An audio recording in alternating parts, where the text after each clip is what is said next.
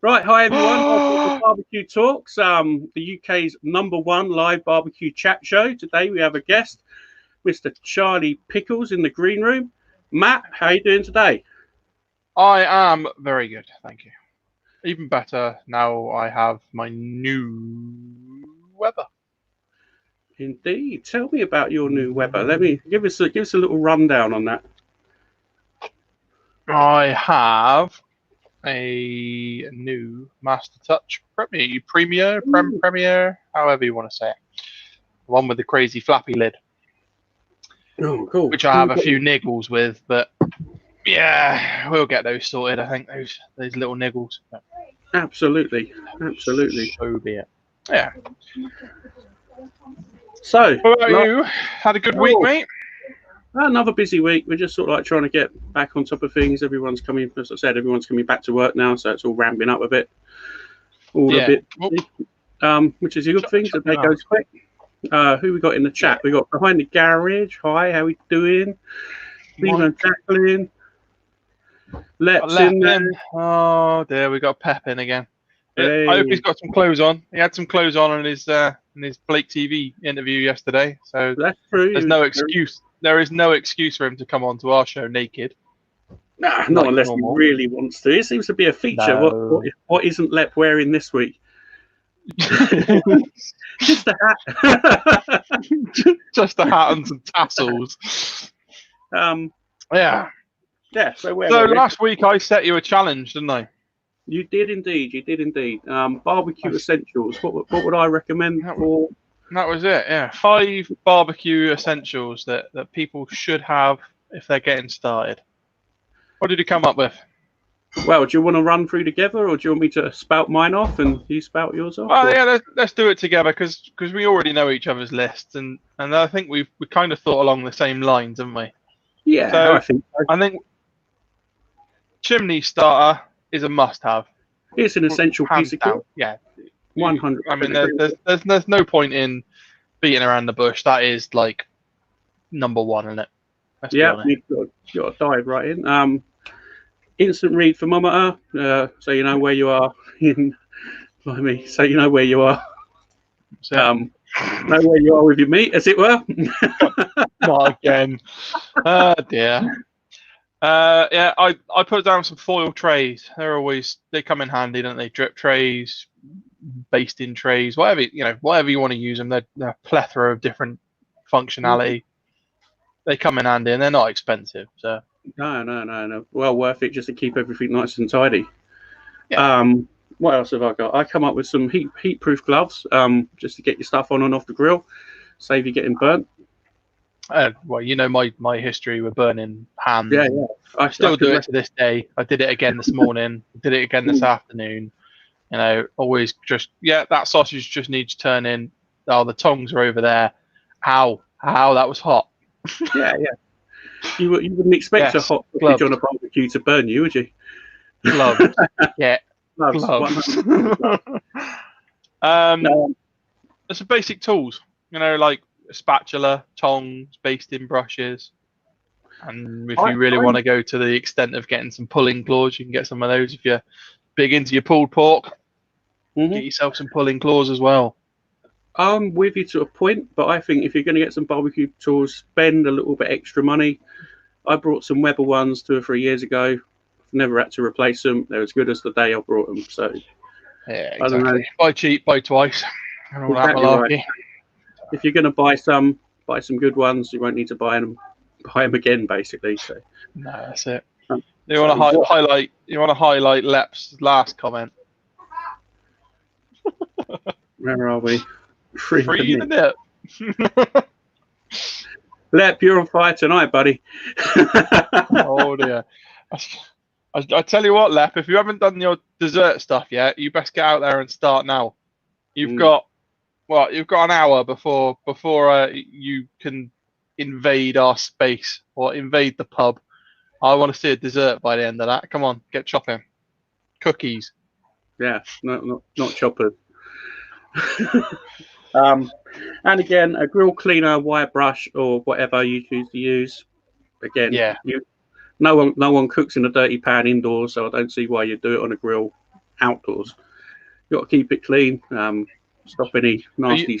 Are you a cleaner when you're finished or a cleaner when you're starting? I'm a cleaner when I start because I believe the grease will stop it from going rusty. Yeah, good man. Same as me. Leave that shit to just soak in, and then clean it off after. Next time you're ready to cook. Yeah, well, like if it's covered in. I think that's going to be one that divides the chat. That one. Let's put it to the chat. Clean before or after cook. Yeah. Let's see what. So I think that's going to be a divider. That's going to be a very good 50-50 split right there. Yeah, I think so. Jimmy Q's in the chat. How you doing, Jimmy? Everybody, if you can share the stream, let's get more people in there. It'd be good. So, without further ado, I tell you what, I got something else first. Yeah, I do. Yes. So, as the Rusty Barbecue Co has just popped up in the chat and said hello. Hello. Howdy. How we doing? Last week, I forgot to announce our little collaboration with the Rusty Barbecue Co. and our 10% discount code that we can now offer to our supporters. So you need to go and check out the Rusty Barbecue Co. His rubs are to die for. They're pretty bloody special. In fact, I've got a little competition running on my Instagram as well, which 2 sauces, 3 rubs. So go and check that out as well. But yeah, we can put up the code in the description later. Yeah, no, go up for the 10% discount. Yeah, and hopefully you guys can go and try the wonders that are the Rusty Barbecue Co.'s rubs. I'm sure they're very delicious. I'll take your word for it, Matt. Yeah. Right, we'll have to get Russell to ship you over some so you can try them. Well, I'll give them a whirl. I don't mind. Yeah. Yeah. Anyway, Dutchy says clean when needed, apart from cast iron. Clean immediately. Fair play. I mean, I stripped my cast iron the other day. I got fed up with it being just a little bit too flavoured, so I stripped it back to bare, and then re-seasoned. I find it a royal pain in the arse cleaning cast iron. Yeah. It was so satisfying sitting there and just sort of going with it and getting it all off nice and clean, and then giving it that nice glaze when you finished with it. Chuck it in the oven for an hour. Where did I see it? I saw a product in America. I'm sure one of you guys in the chat must know what it's called. It was on the Barbecue Central show. Some bloke was on there last week selling cast iron cleaner and seasoner. It sounded really good, but I can't for the life of me remember what it is. If any of you guys know, stick it up and I'll say it, but I can't remember at the minute. But it did look really good. They were raving about it. Jimmy Q says clean when it's when you've finished. Much easier to do when it's hot. I clean mine after I've lit it. So I light it, let it heat up, then clean it when it's hot. Yeah, don't clean it cold. Right, so let's get Charlie in. Enough rambling. Let's get to the main event. Oh yeah. Also, before we get going, do you think I should tell them now or afterwards? We go off now. No, right, yeah, come on, let's do it. What do you reckon on these? Can you see them? You can't see them. It doesn't pick it up. No, can you? Tell me when. I can't really see it. Oh, you're gonna have. You got Leps free the nip in the way, mate. Oh no, there. I'll try. No, it's not coming out. Anyway, basically, what these are: sweet chili and lime. Put them in front of your face. Crunchy roasted crickets. I'm going to try later on. Once the pub club opens up. Pub club. Just I reckon we should start taking bets on how quickly you throw up. There's a strong chance. Maybe what we should do is, instead of doing like a super shot like our brothers over in America on the hot seat, of course, yeah, we should do like a how quickly does Ryan vomit donations, and you can do that. We don't need no donations. I'm quite happy with not vomiting. Just a vomit for free. You're going to put crickets in your mouth, mate. There's no way that is not going to make you want to throw it up. There's an average chance.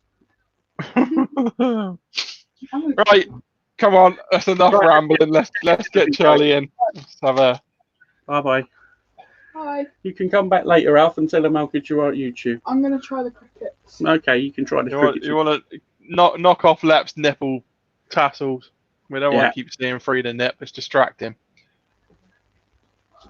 Blackstone has a seasoning conditioner. My hair's got shampoo and conditioner. Here he is. Ma people. You want to drop it down into a three-way, mate? So you've got it nicely. Huh? A three-way. Yeah, three-way. Ready? Ta-da! Just like that. There we go. See, we all fit nicely on the screen then. Hey, you can see equal portion of screen. There you go. See? goals, but close enough, man. Close enough. So I reckon you should get yourself, your branded T-shirt going on. Your logo. Yeah. Your logo is pretty cool. So Hold on. Listen to this. Oi, mate. Fancy a pint? Is it halfway? What's that? Brilliant. Hey, Charlie, how you doing, mate?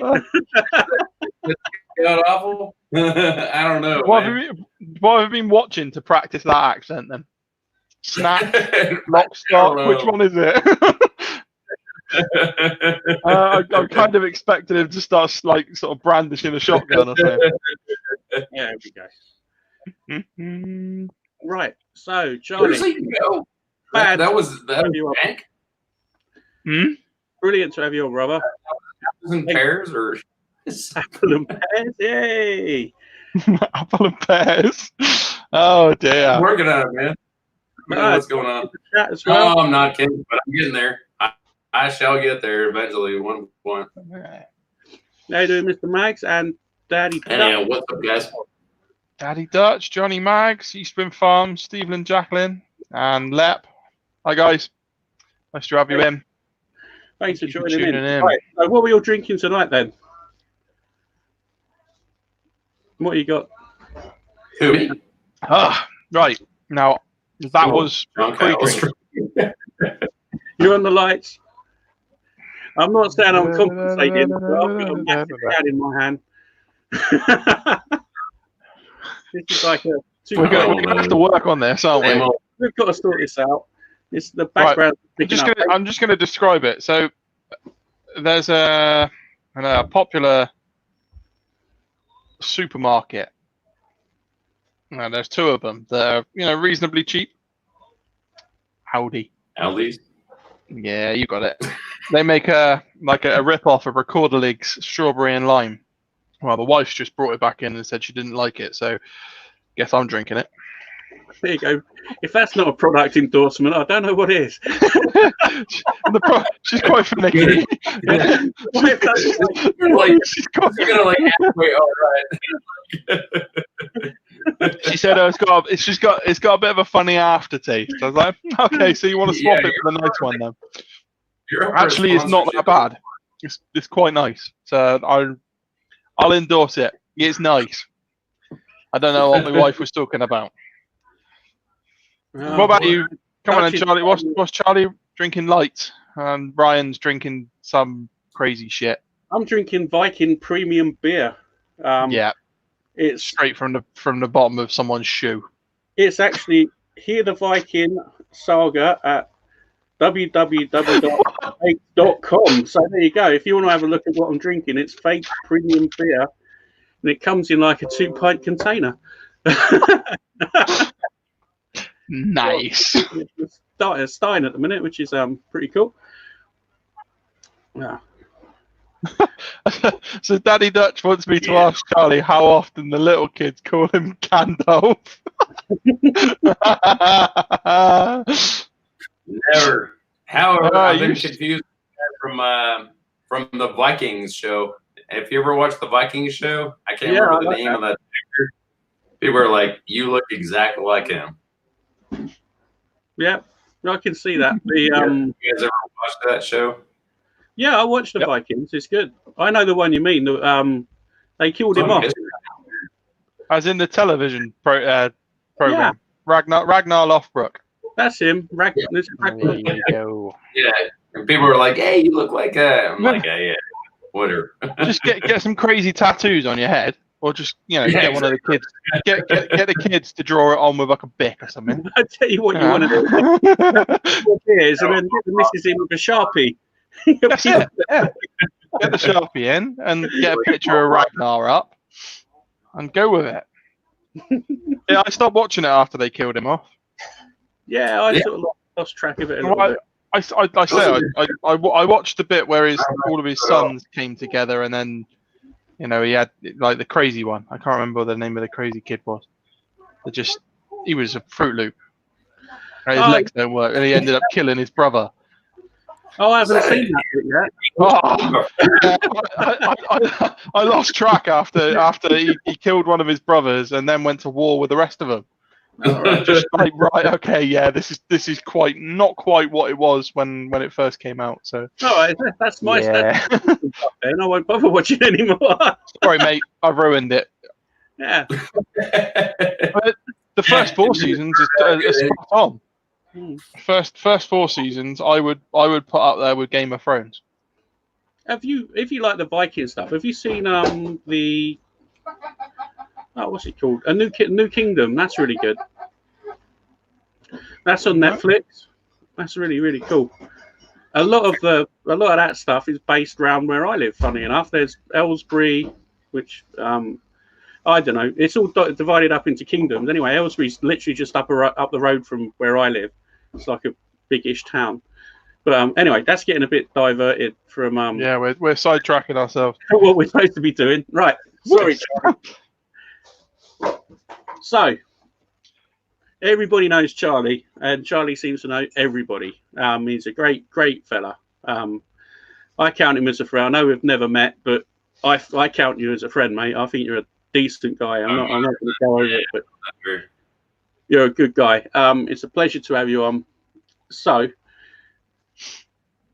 tell us what you're about, how you got your name.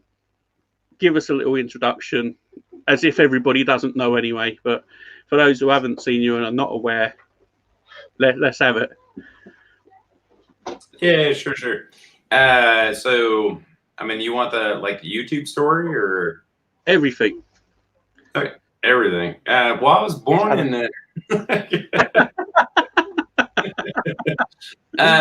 like in a small town. Maybe wind it forward a little bit. Yeah. You said you wanted everything, and then there was that whole born in thing that happened. I don't even know what happened. So the whole reason I got started on YouTube, I was watching videos and stuff. I've been cooking my entire life, and my name is Charlie, but I was nicknamed Pickles as a kid by my dad because for some reason, as a baby, my hands smelled like pickles.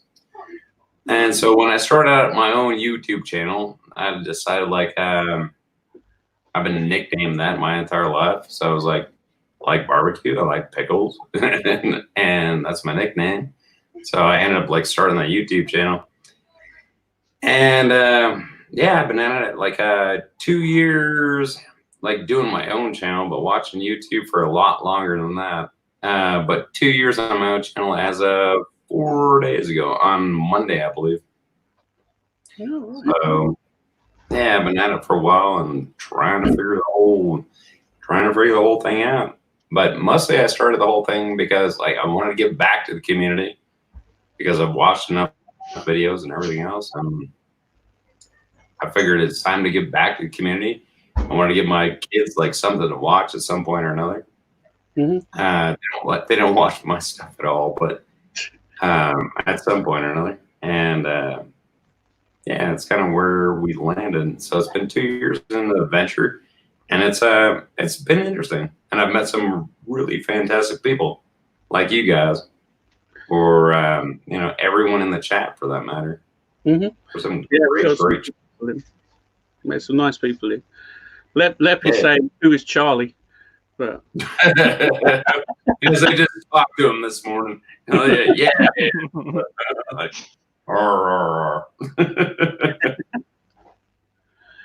Oh wow, yeah. So that's cool. So currently, what barbecue kit are you rocking and cooking with? And a whole ton. So the current new one is like that Oklahoma Joe Rider DLX.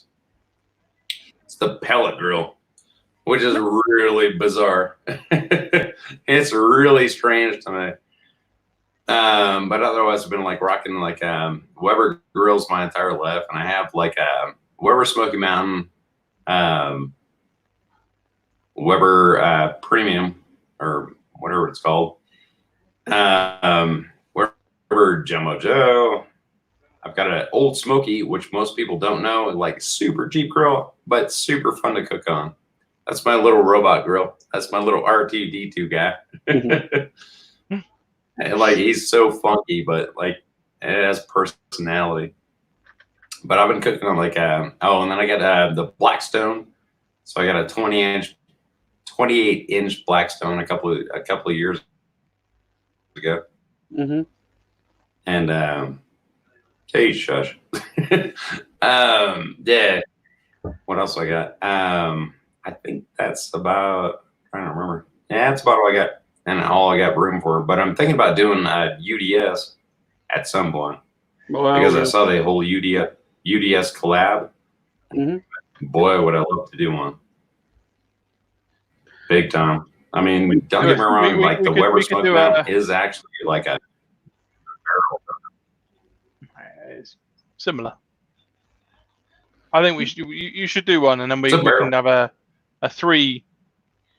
I try not to say a three-way, but fuck it, three-way. A three-way UDS collab, or well, another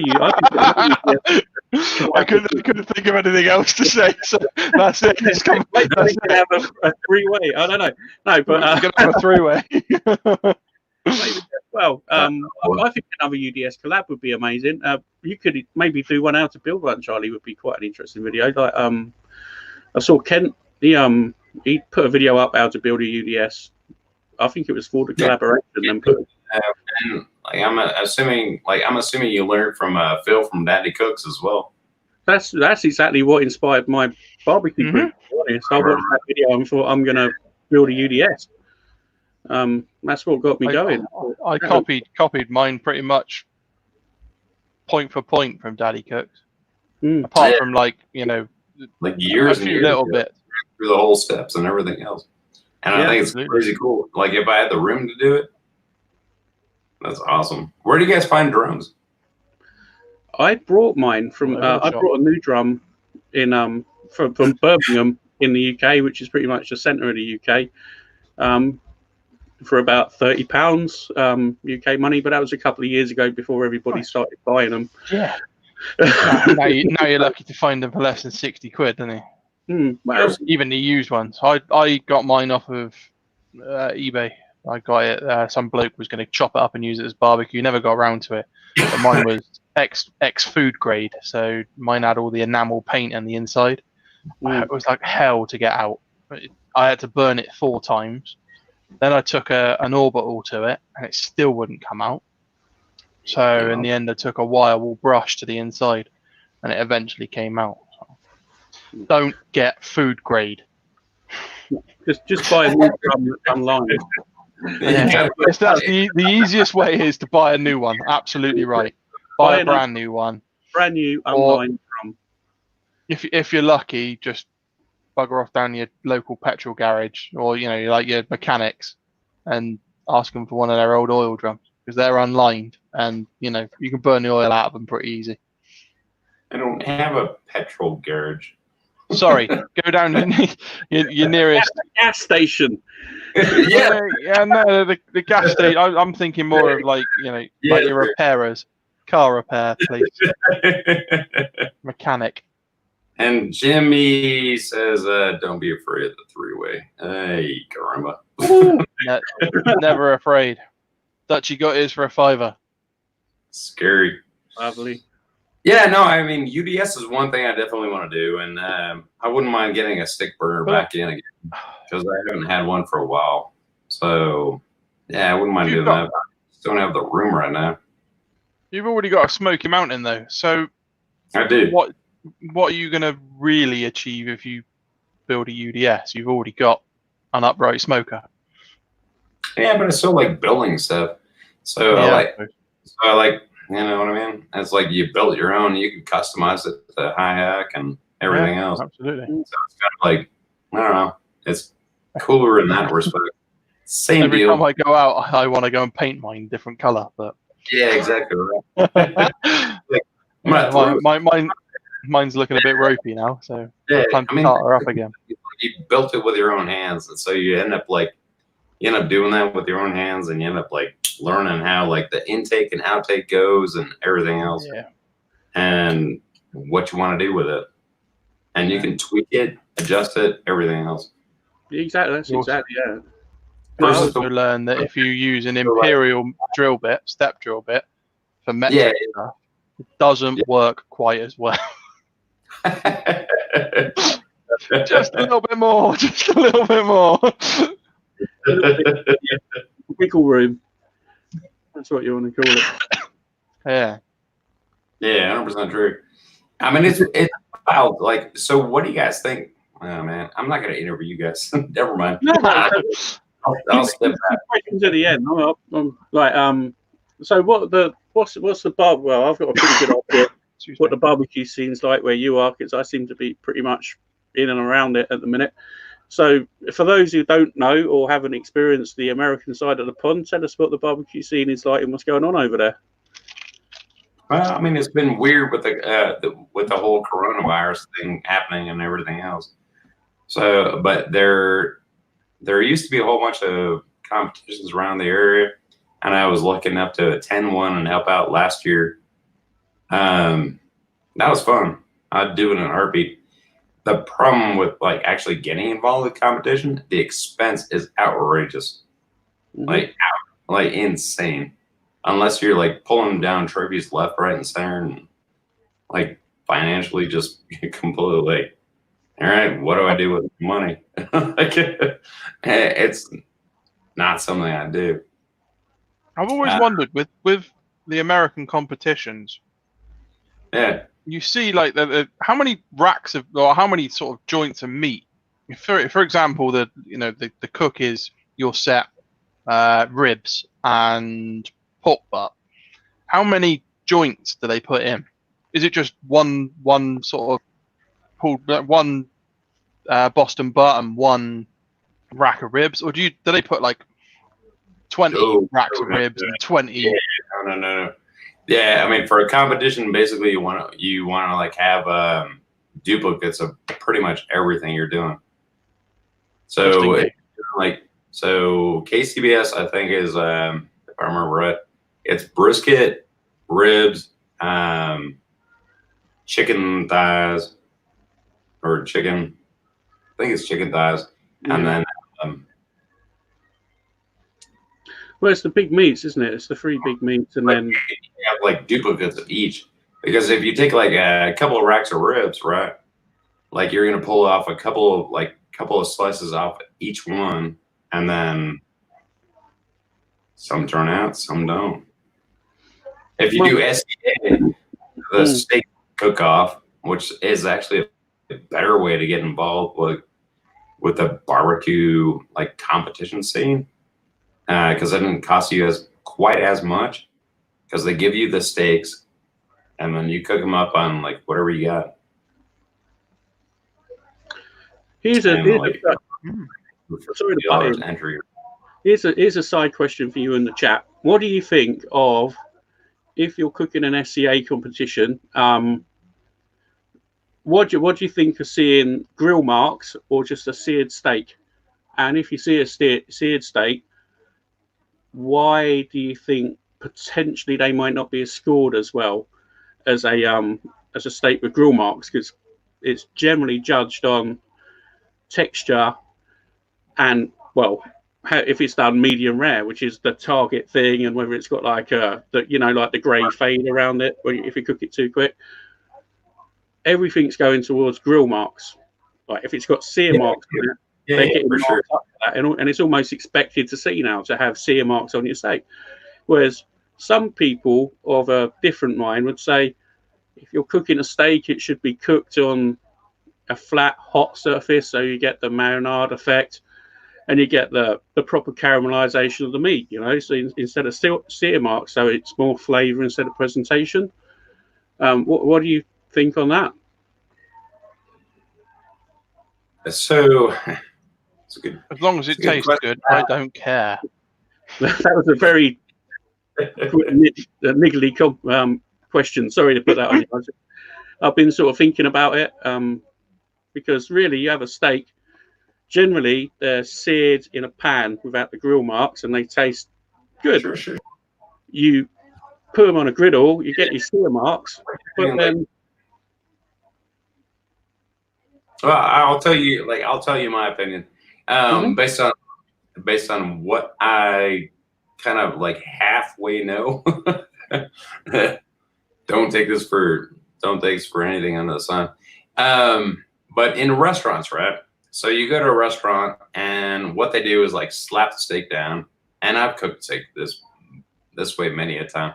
Slap the steak down, you get grill marks, you move it around, flip it over, everything else. If you talk to somebody like Jay Kenji Lopez Alt Lopez or whatever his name is, and he makes sense, and a bunch of other people do the same thing. Like, what you want to do is essentially like flip the steak over and over and over and over and over and over, because like you're looking at both sides, like cooking straight through the center. The grill marks do make an impressive presentation, for sure. Yes. So like if you're gonna do a steak that way, like that tuna I did the other day, like I mean I like simply just seared it off. So it wasn't I wasn't like trying to cook it all the way through. But for a steak, like if you want to present something really nice to someone, for sure you'll get grill marks and you get hatch marks and you switch around and everything else. Yeah.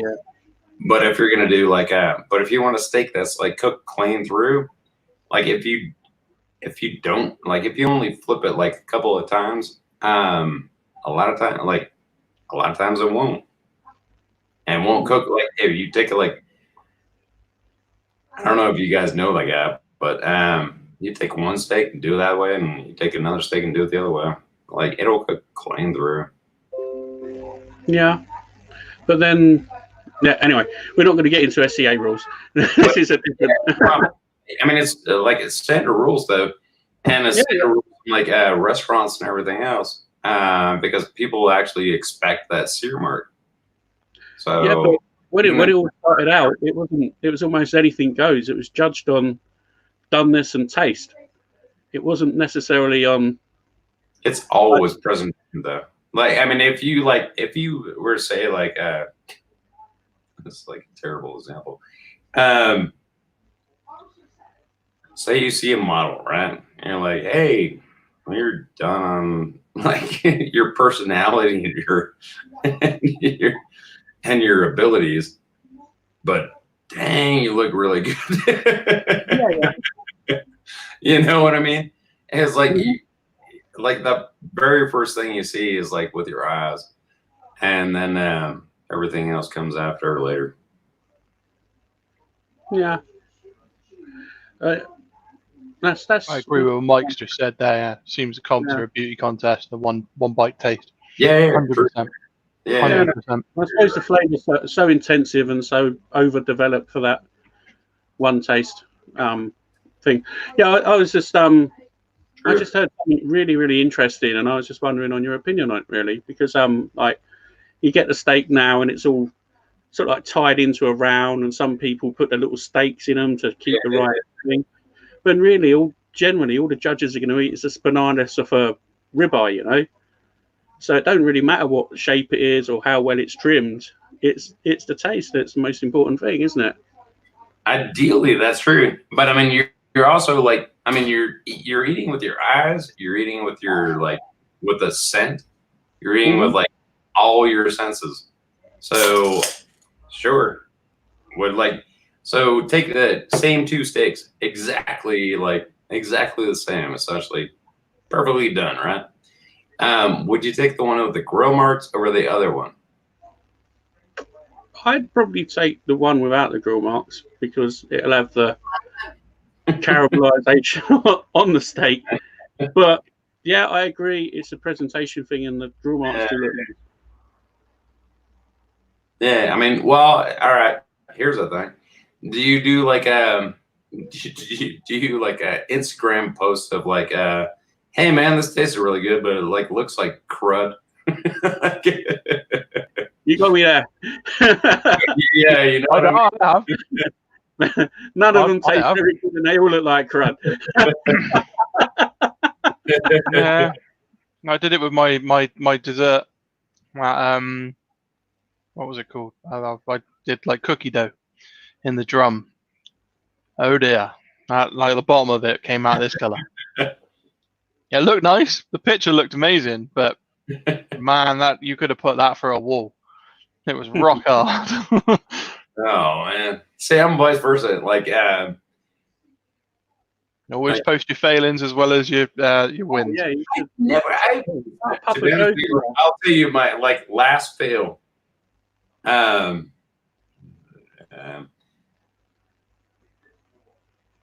Yeah, Papa Joe cooking like a lot like welding. Looks like crap, but it'll hold up during a hurricane. For ACBS judges. Yeah, I mean it's weird. Like different judges judge things differently as well. So IBCA is like they don't even qualify their judges; they're just like random people. So it needs to look good, and they also use plastic forks and knives, I guess. Anyway, we're off track. We are very, very much off track. Like So, completely tender. let me ask you this one then, Charlie. Your favorite flavor profile for food? What's your go-to? What's my go-to? Man, I don't know. My go-to, like, usually is kind of like Asian or Mexican. Okay. So I normally go that route. I make a lot of both of those things. I love soy sauce, and I guess like a lot of people don't. My wife included. Oh God, you gotta put Lep's thing up on. No, you don't. I already know. I ignored it on purpose. Yeah, no. I mean, my favorite go-tos are like Asian, Mexican, Italian sometimes. Like I did like spaghetti and meatballs last night, and that was really good. But yeah, I'd say between the two, yeah. Yeah. What do you throw? What if you're going for Mexican? What and English food? Because I love English food. Like fish and chips. I actually do love fish and chips. Pie and chips. Oh, dude. So one thing Bangers and mash. One thing I really do want to make is like you guys start again. You guys completely took over Africa, right? So there's like all these African countries that like that are like that were British owned. Holy crud! Like one of the best pasties I've ever had in my life was in Africa, and it was like a peppery curry beef pasty. Oh.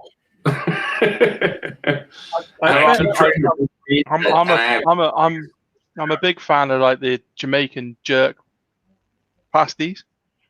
Yeah. Oh my god, they're so good. Yeah, so me too. Good. Yeah, and I mean it's funny. Like people in the US don't really know about pasties at all. But dang, they're so good. They're missing out. I tell you, I work with a couple of guys from Ghana, and they have this stuff called it's called shitu. It's basically a really like it's what? It's called shitu. It's their language. It's shitu, yeah. It's so good. It's like a really, really spicy sort of. They use it on everything. It's like a fish chili sauce.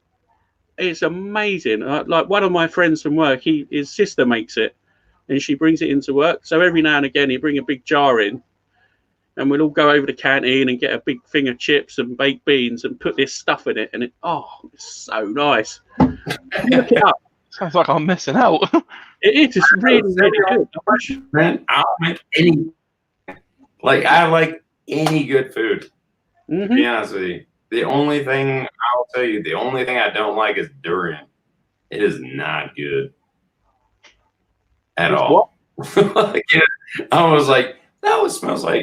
Everyone's like, oh yeah, it's pretty stinky. It smells like rotten cheese and like sweat socks or whatever. You're not selling it to me, mate. Like, no big deal. Clear. I'll steer clear. How about other stuff? No way. No. Going back to the flavor profile, with your Mexican stuff, what do you put in it? If you have to make it up from scratch, where do you start? What do you put in? I normally do like salt, pepper, cumin, obviously, because cumin is like a big Mexican flavor. Chili powder, some kind of like crushed up like other peppers. I mean, that's a decent basic one, and then you can go from there as well. Favorite Mexican dish to cook? Oh Lord. My wife actually loves tacos. It seems to be quite a reoccurring thing, that the taco. Favorite one to cook would be Oh, dude. Well, I think I'm getting into a second question or another question. You're getting there. Yeah. Go on. So there's a couple of ones that I really, really like. And one is like so they do have like in taco trucks, they have, and same thing as I've done growing up. Tell you about this weird one. Beef tongue. So I do like making beef tongue tacos. Growing up, I had them, but my mom was had her family come from Scotland. So they did it a little bit different in Scotland. It was boiled. So it was completely boiled. So you get boiled tongue, which but I love doing tongue tacos and stuff. The other thing is like beef cheeks. Oh, so yeah. Beef cheeks are phenomenal. Did them this week. Maybe strange, but I don't know. I love beef cheek tacos. I wouldn't mind. Ooh. I've never actually smoked ox cheek, not ox cheek, ox tail. I'd like to try and do that. That looks pretty tasty. I reckon that's a challenge for maybe next week then, or the week after when it's not raining all week. I've done oxtail in a slow cooker and it's really, really tasty, but I wouldn't mind putting it in a smoker and braising it. I bet that'd be really good. Yeah. I reckon that's what we're going to have to start doing. We're going to have to start doing little cooks for the beginning of the show. Yeah, beef cheeks are real good. I've had brain before, but I'm not but I've never made it. Right. Brain. Can you just confirm you did just say brain, as in here? Yeah. Yeah, as in in the bonds, in the old barnet, in the noggin. I took a piece out, and I was like, whatever. Yeah. Well, I had a no. Just take a scoop out. I'm like, I've had kidney, I've had like heart. I actually really like a bunch. Liver, I like a bunch. There's a whole ton of stuff I actually don't like at all. Heart, brain, no, you can keep that. No thanks. I wouldn't I thought I was pushing the boat out with cheek the other day, but actually cheek was quite nice. Brain is just a no-go, I think. It's meaty. It's really dang good. It was really, the cheek was really good. I'm not sure about brain though. Brain's all right. Not bad. I don't think I could eat a brain. I'm not too sure I could eat a tongue, but I'm definitely not too keen on it.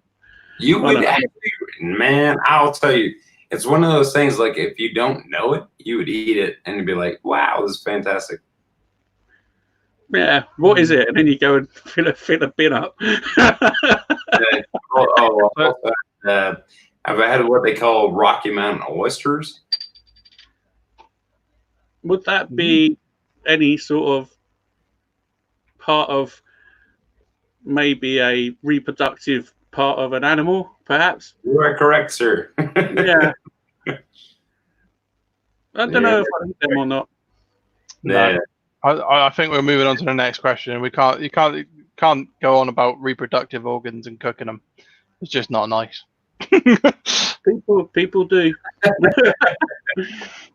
Like, That's good.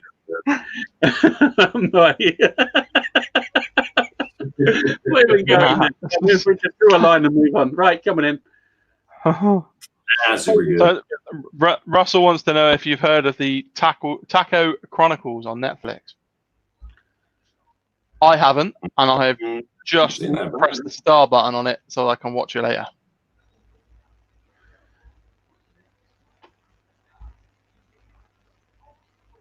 I don't think just read Chat something.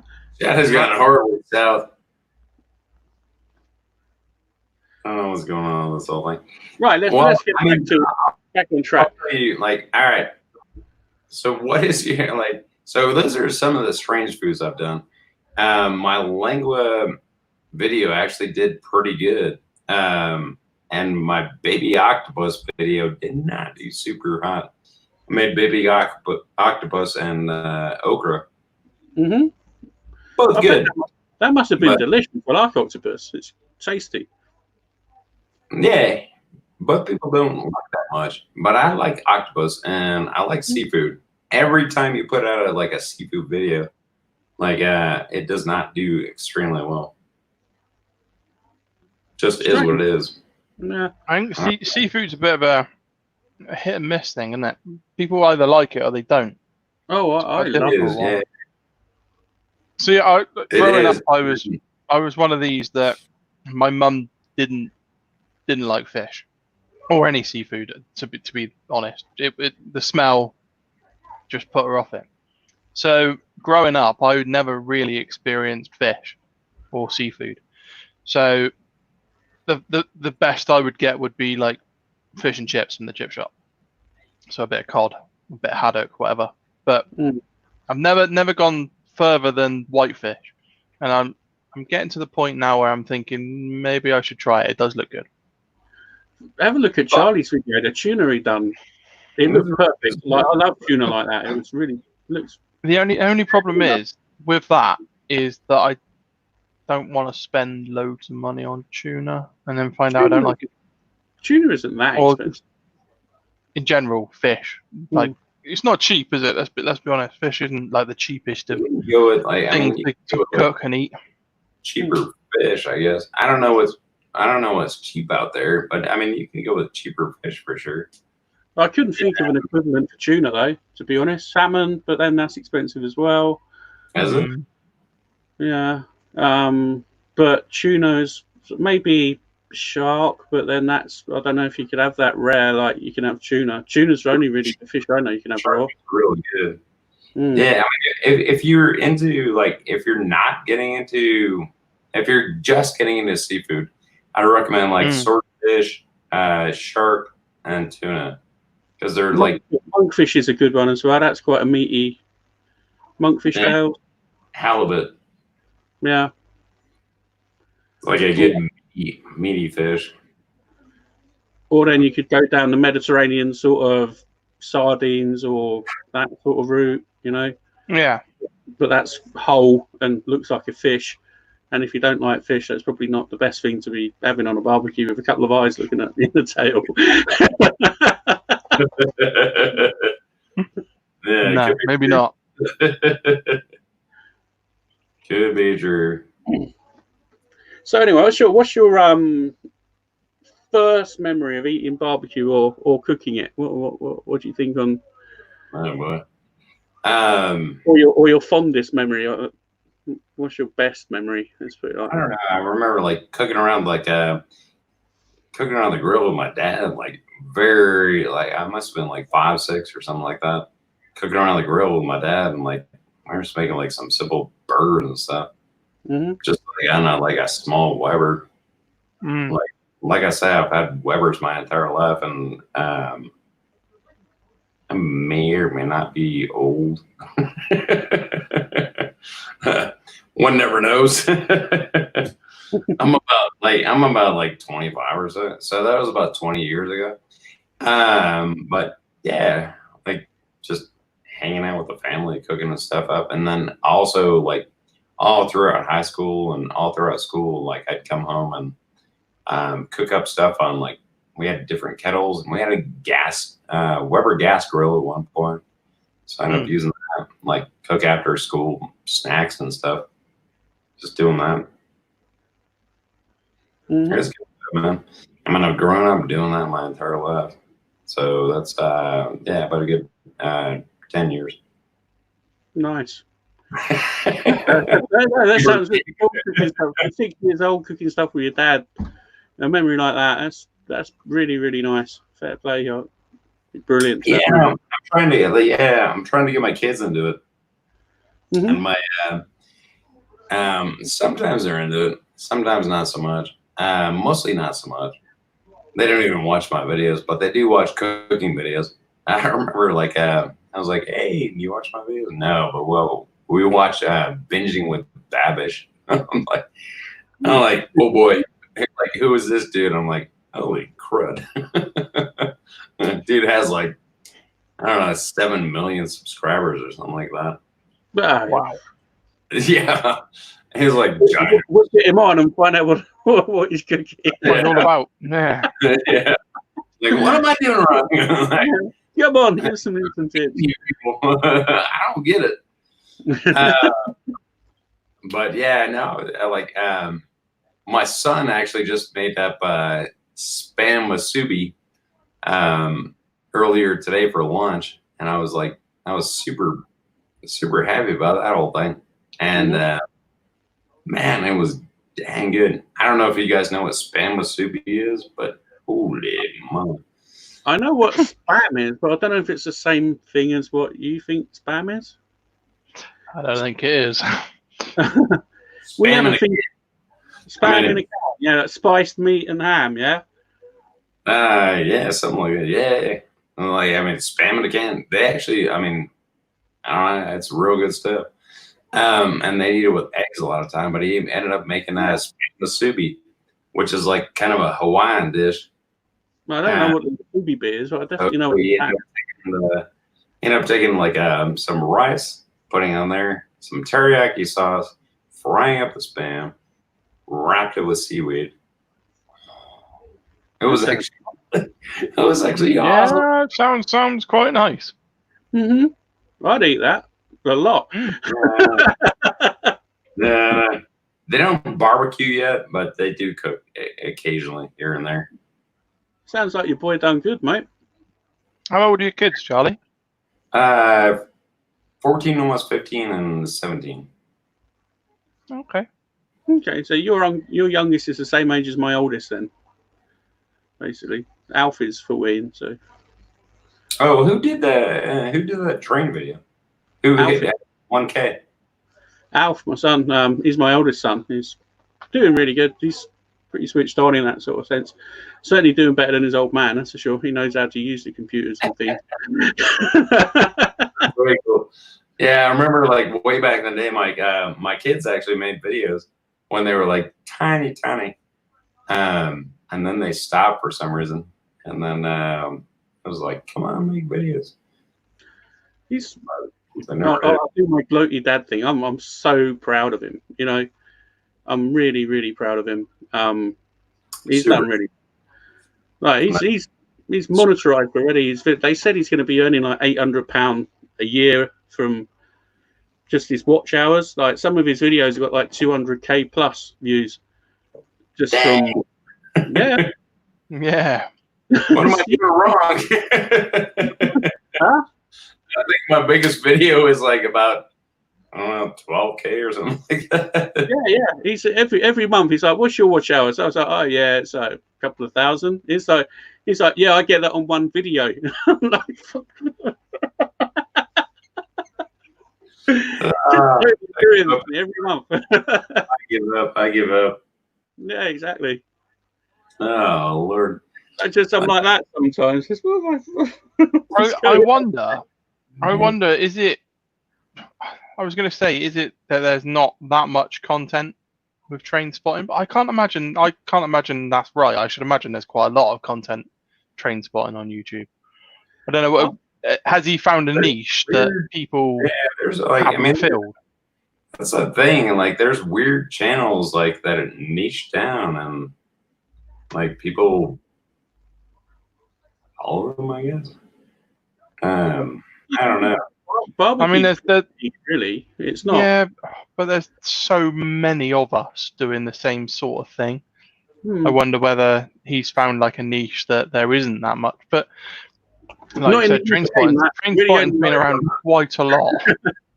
Yeah, I'm gonna start doing train videos on my thing. Yeah, I'm like, all right, choo choo. I'm gonna do like Train Spotting, the film, but like a remade version on YouTube. I grew up watching that thing, and that was the head going all the way around and hanging from the roof. Ricer says Charlie taught me how to peel potato, and that's my least favorite video of all time. Like, I took over from Blind Grilling Chris, who was actually a blind cooker, and he cooks blind. Like, it's wild.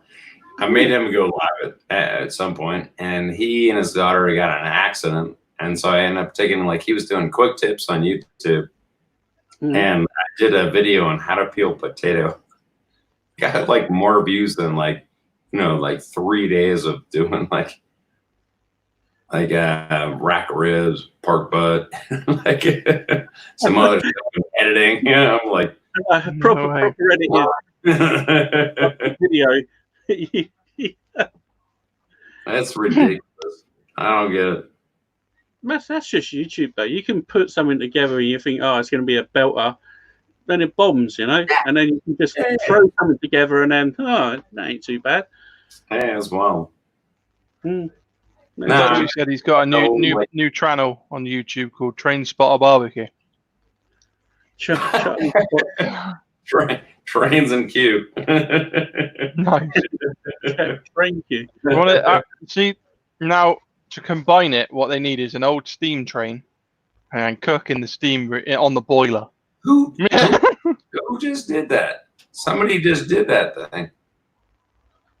Really? Oh, I'm behind the curve already. Unbelievable. They used to. Well, that was. Lev said he was a train once. Someone just did that. That was in. I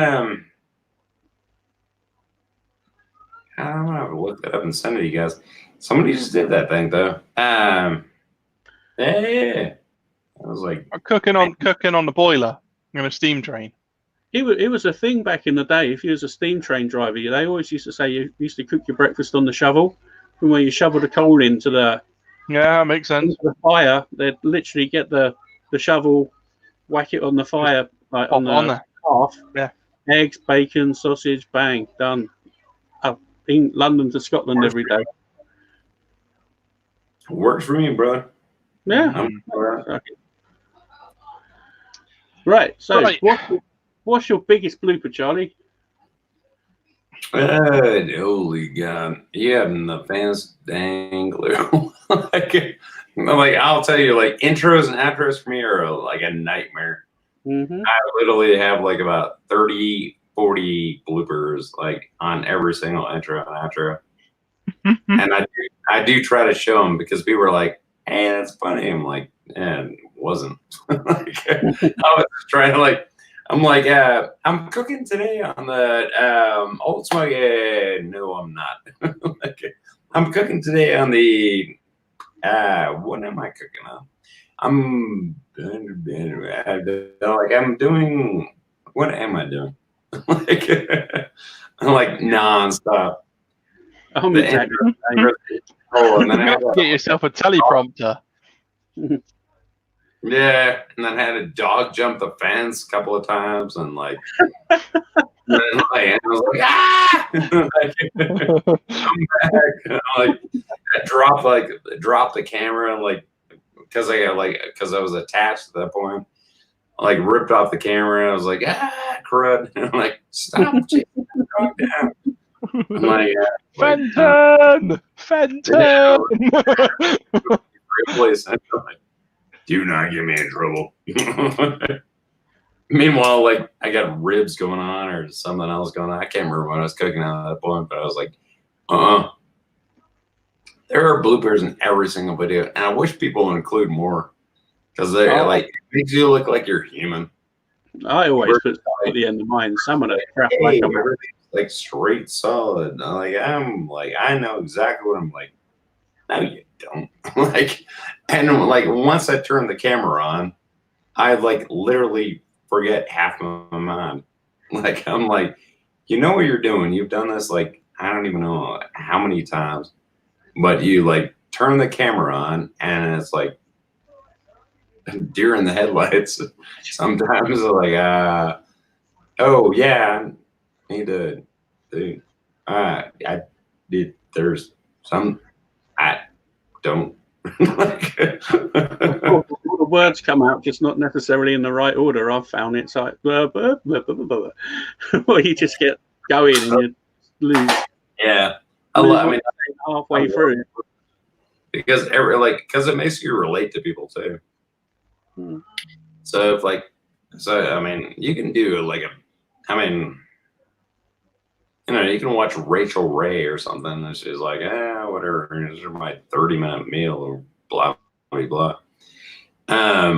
But everyone loves the bloopers, where it's like, hey, you're actually human, and I can relate to you. So that's why I try to include them.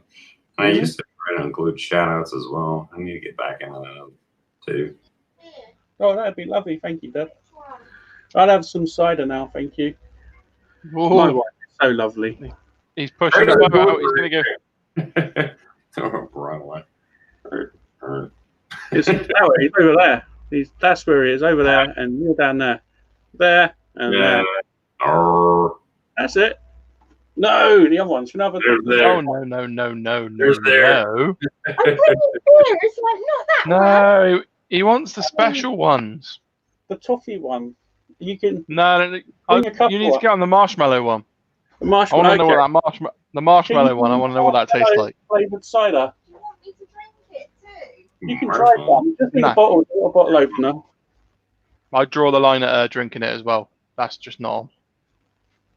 Oh, I've still got to do that. Look, I've got. You see that? No, it's not going to come out. What? We need to fix it. True. Stand by his finger. Strawberries and cream. Yeah, strawberries and cream, and this one is a. Where is it? Nothing. It's invisible. Oh, up. Twist a little bit. There we go. Marshmallow. No, it reminds me of a night in marshmallow. Brothers marshmallow. They're either going to be really sickly or they're going to be amazing. Well, we're going to find out in a minute. I've got the you Falcon beer opener. Nice. So, Charlie. Yes, sir. I've got a question for you. No. No, okay then. There you go first. I just want to mention, Ricer said I get bloopers all the time. Usually I get pissed at the kids and their stupid loud garbage vehicles drive by with no mufflers, and yeah. So you do get that. Like every single time you do a video, like airplanes fly over, you got like trucks like blowing outside and everything else. Anyways, go on with the question. We're nearly through, mate. Top 3 music albums. Lay them out there. This one's going to be a good one because I can't even begin to imagine what Charlie listens to. So, I can go on and on. I can go on and on and on about stuff. So I'll tell you a couple of few bands that I'm listening to now. All rock bands. So, thank you, my sweetheart. I mean, there's a difference between like top 3 like influenced me and like crap I'm listening to right currently. So I'm listening to Rush currently. So 2112 is like a seminal Rush album for me. Anything by Led Zeppelin, I'll listen to that 110%. What was the day? Zach Wild, Black Label Society. Okay. I've not heard of them. What sort of music is that, Charlie? Heavy metal.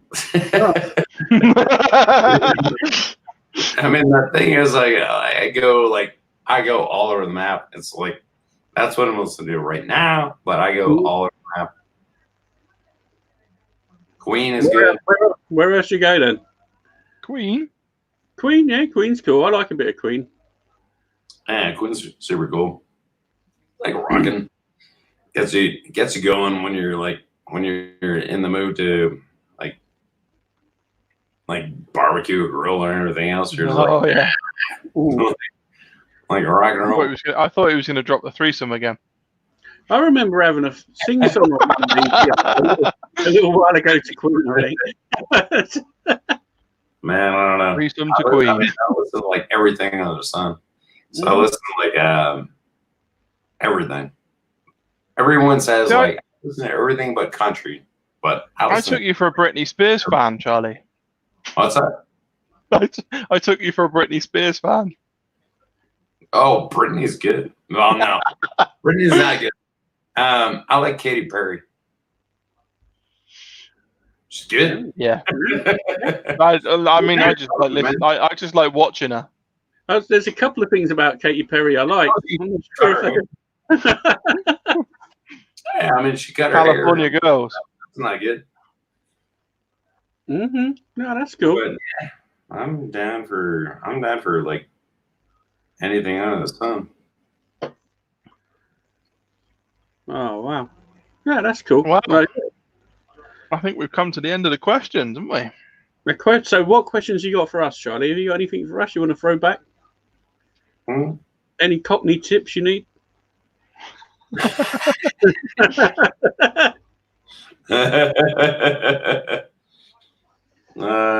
Yeah. How do you guys cook hot dogs? How? How do I cook a hot dog? What? Is this a trick question? I just chuck them on the grill, toss them about a bit. I've never grilled a hot dog, to be honest. I don't particularly care for them. Really? If I was to have a hot dog, I'd probably cook a bratwurst because I prefer a bratwurst to a hot dog. Well, you got a point. And then I'd grill them hot and fast. And, yeah. But I've not really got any tips for grilling a hot dog as such. So I don't like them. Go on, Matt. How many bloopers do you get per video? What are bloopers? Everything's fuck up, whatever a better word. Exactly. For me, I'd probably say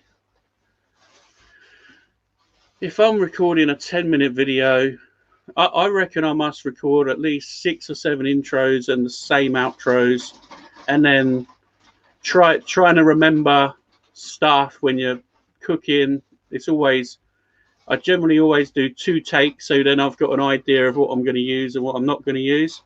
So like if I've got a shot on the barbecue, I might do it one way, like take a shot one way and try and say it, and then take another shot another way and try and say it. And generally they don't ever match up because I always say stuff differently because I make it up as I go along.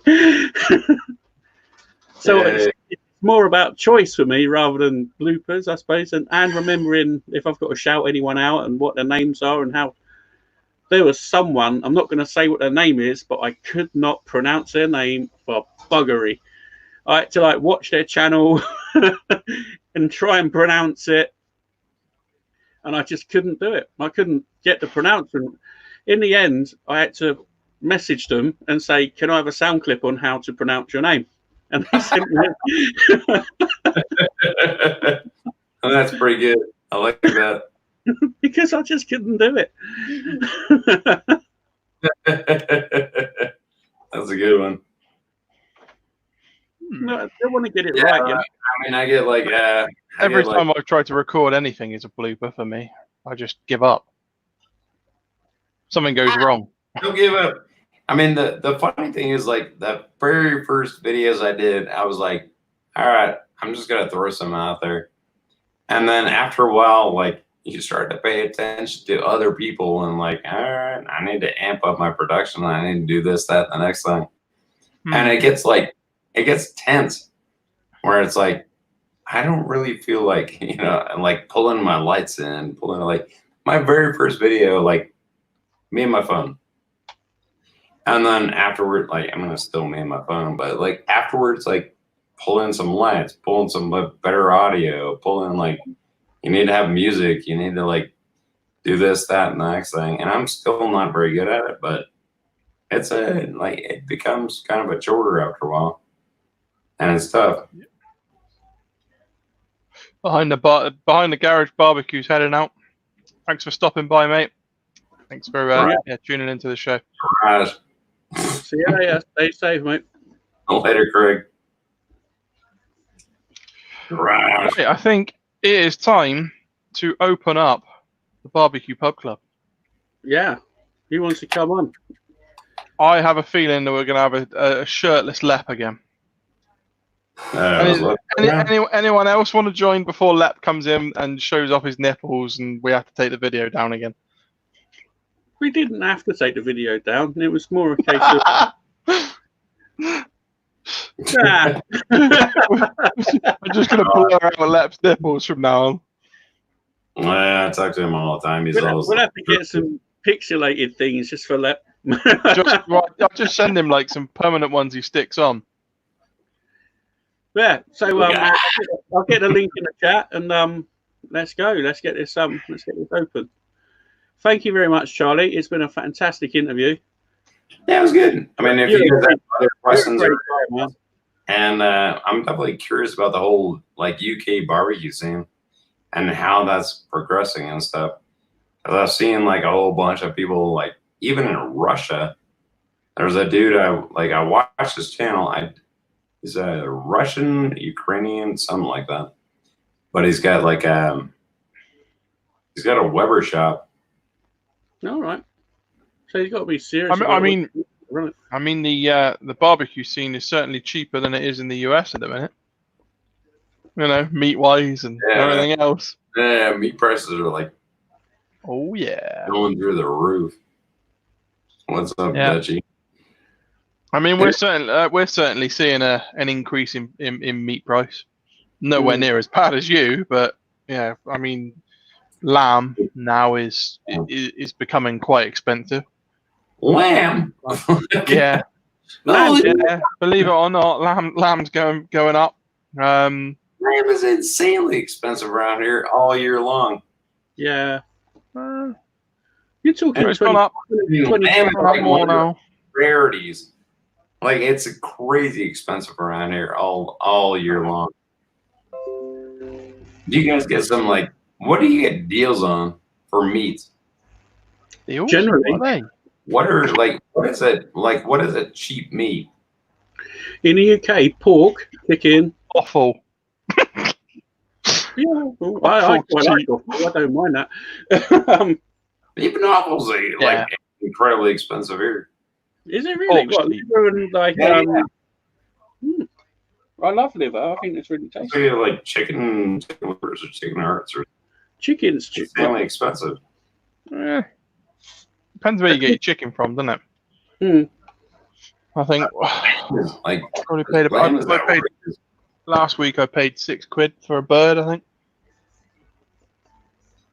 that was not massively expensive, but you know, supermarkets you can pick them up for peanuts. You don't like that? Look at the face on him. Don't save your money for the marshmallow one. Don't bother buying it. It's not good. Put the lid on and send it over to me. And I'm with Matt. It either sounded really good or really, really bad. Dad, do you want this one? Nice. Cider, I do love octopus, man. That's dang good. Mum would probably Never like tried it.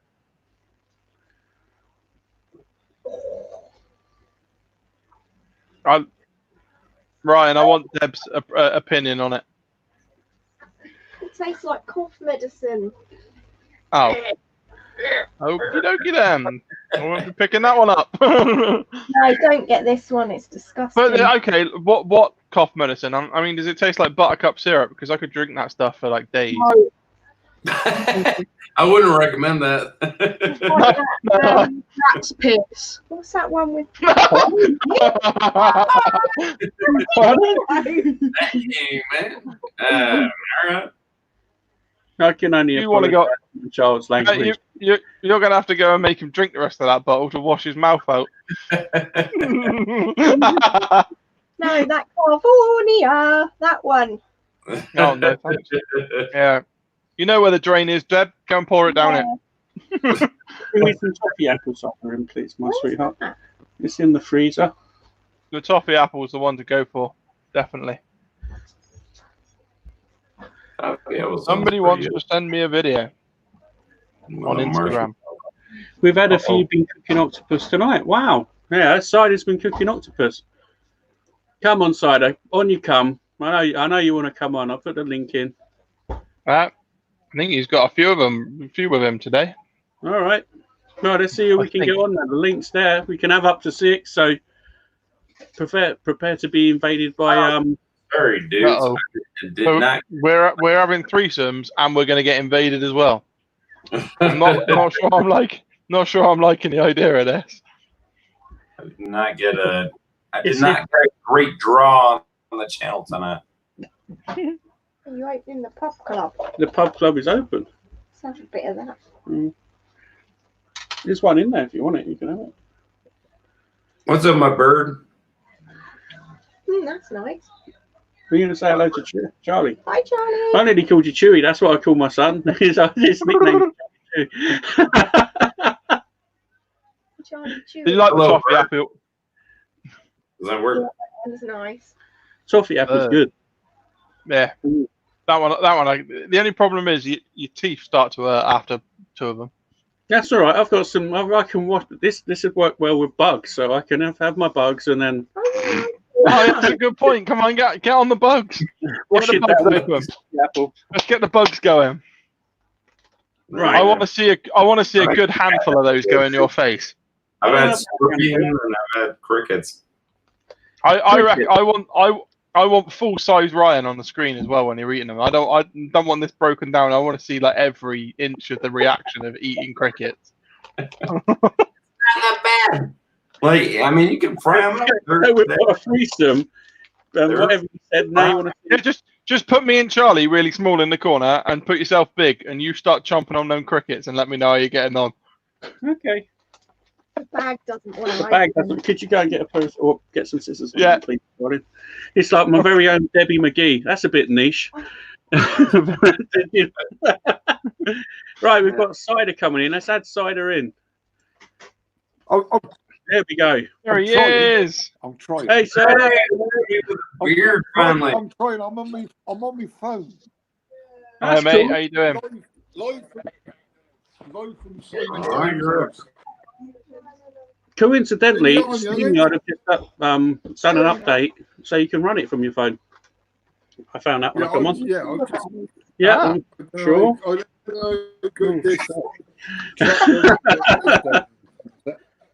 Beg your pardon? Hey, let's try it that way round. Is that better? Yeah, that's much better. Is that That looked good. Just crank up the volumes. I wish I had a beard that big. box? Oh my Your god, this beard's smells better so bad. You've just caught me Halfway is- about to eat some. Oh, will it show up? Probably not. No. Take the back off. I'll tell you what. I'm going to drop the background down so you can see the full. Disgrace that you're about to put in your face. Yeah. That's what we're going to tag that one. Actually, I'm not going to mess around with the background because I'm not 100% sure I'll be able to come back again. Just right click, turn off. Thanks. So, Go on, you've got this. Close I believe window. in you. No. Use the force, not close. Just turn off. Right click the icon. Turn off. Alfie looks scary. Like so. Brian, listen. There it is. Listen, I'm going to go Uh-oh. outside. You got a You background. He listen, I'm doesn't. going to go outside. I'm going to get Simon Dyer. All right, Simon's coming on. Let me just put my phone down. I'll go and get Simon in now because he's willing to do this, but you don't realise I'm in his kitchen. Okay. Have you got your hand over the microphone by any chance, Cider? John, shut up. I've only been on here 5 minutes. Hang on. Let me go and get him. He's very Okay, quiet. So I'll explain. Simon Dyer, he was or has been or is the UK barbecue champion. He went on a show which is equivalent to what was the barbecue show in the US called? Pitmasters. Pitmasters. Yeah, Pitmasters. The UK done a Pitmaster equivalent, and he won it. So this guy knows how to cook, and he makes up all his own equipment. He's a really top dude and knows good stuff. So Plus, he's Yeah. got Simon Dyer, brother. nice to see you on, sir. Welcome along. a big old Hey, beard. Nice hat. Simon, Charlie, Matt. Hey. That's Simon. That's Matt. Mm. Charlie's down there. Hi, everyone. So, Simon, great to have you on eventually. And who's the dude in the background? Say hi. Hi. Oh, Steve. This is Steve. Famous Part- Steve Johnson. Steve Johnson. It's in the smoke on Instagram. And this is the guy that's part of, we are a team with Martin Anderson. Wicked. Ah. That's Wow. really cool. Right, so I am just about to eat some. You can put it up to the Yeah, you can see what I'm going to eat now. Crickets, isn't it? Sweet chili and lime. We've all got a sweepstakes on how quickly he's going to vomit. Right. You're doomed, man. The whole packing. So that's the that's what they look like there. God. And I'll get one out. No, just pour the pack in your mouth, mate. They're Right. good. This is Ain't nothing wrong with it. You aggravated. You know when you go fishing, the smell of the maggots. Oh, don't say that. Don't say that. Go on in one. You know when you wish you really kept your mouth shut. Go on. Yep. Go on. Right. Cost Go terrible. on. Go on. Go on. Go on. A bit of a crack, can Go on, get it in there. Stop licking it. Just stick it in your gob and chew it. Give me a break. Where's What the are you cricket? doing? Nah, give me a break. He's eating crickets, Cider. Oh, they're so tasty. Go on, have another No, no, one. Go on, That's have what another it is.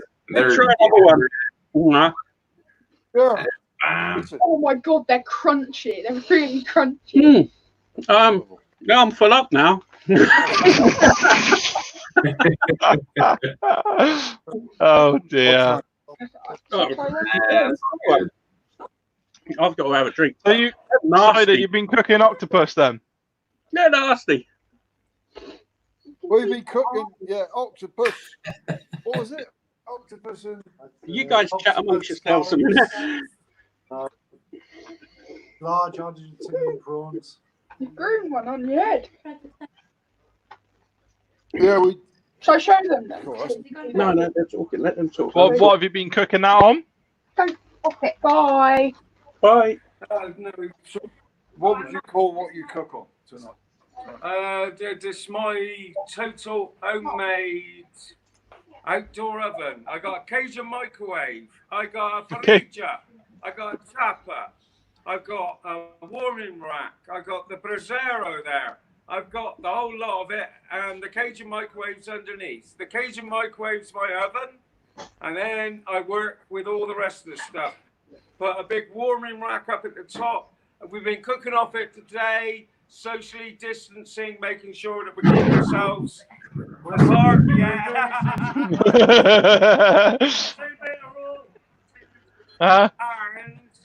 You're socially bubbling. It. The best pork you've ever seen, the crackling. Check it out on YouTube.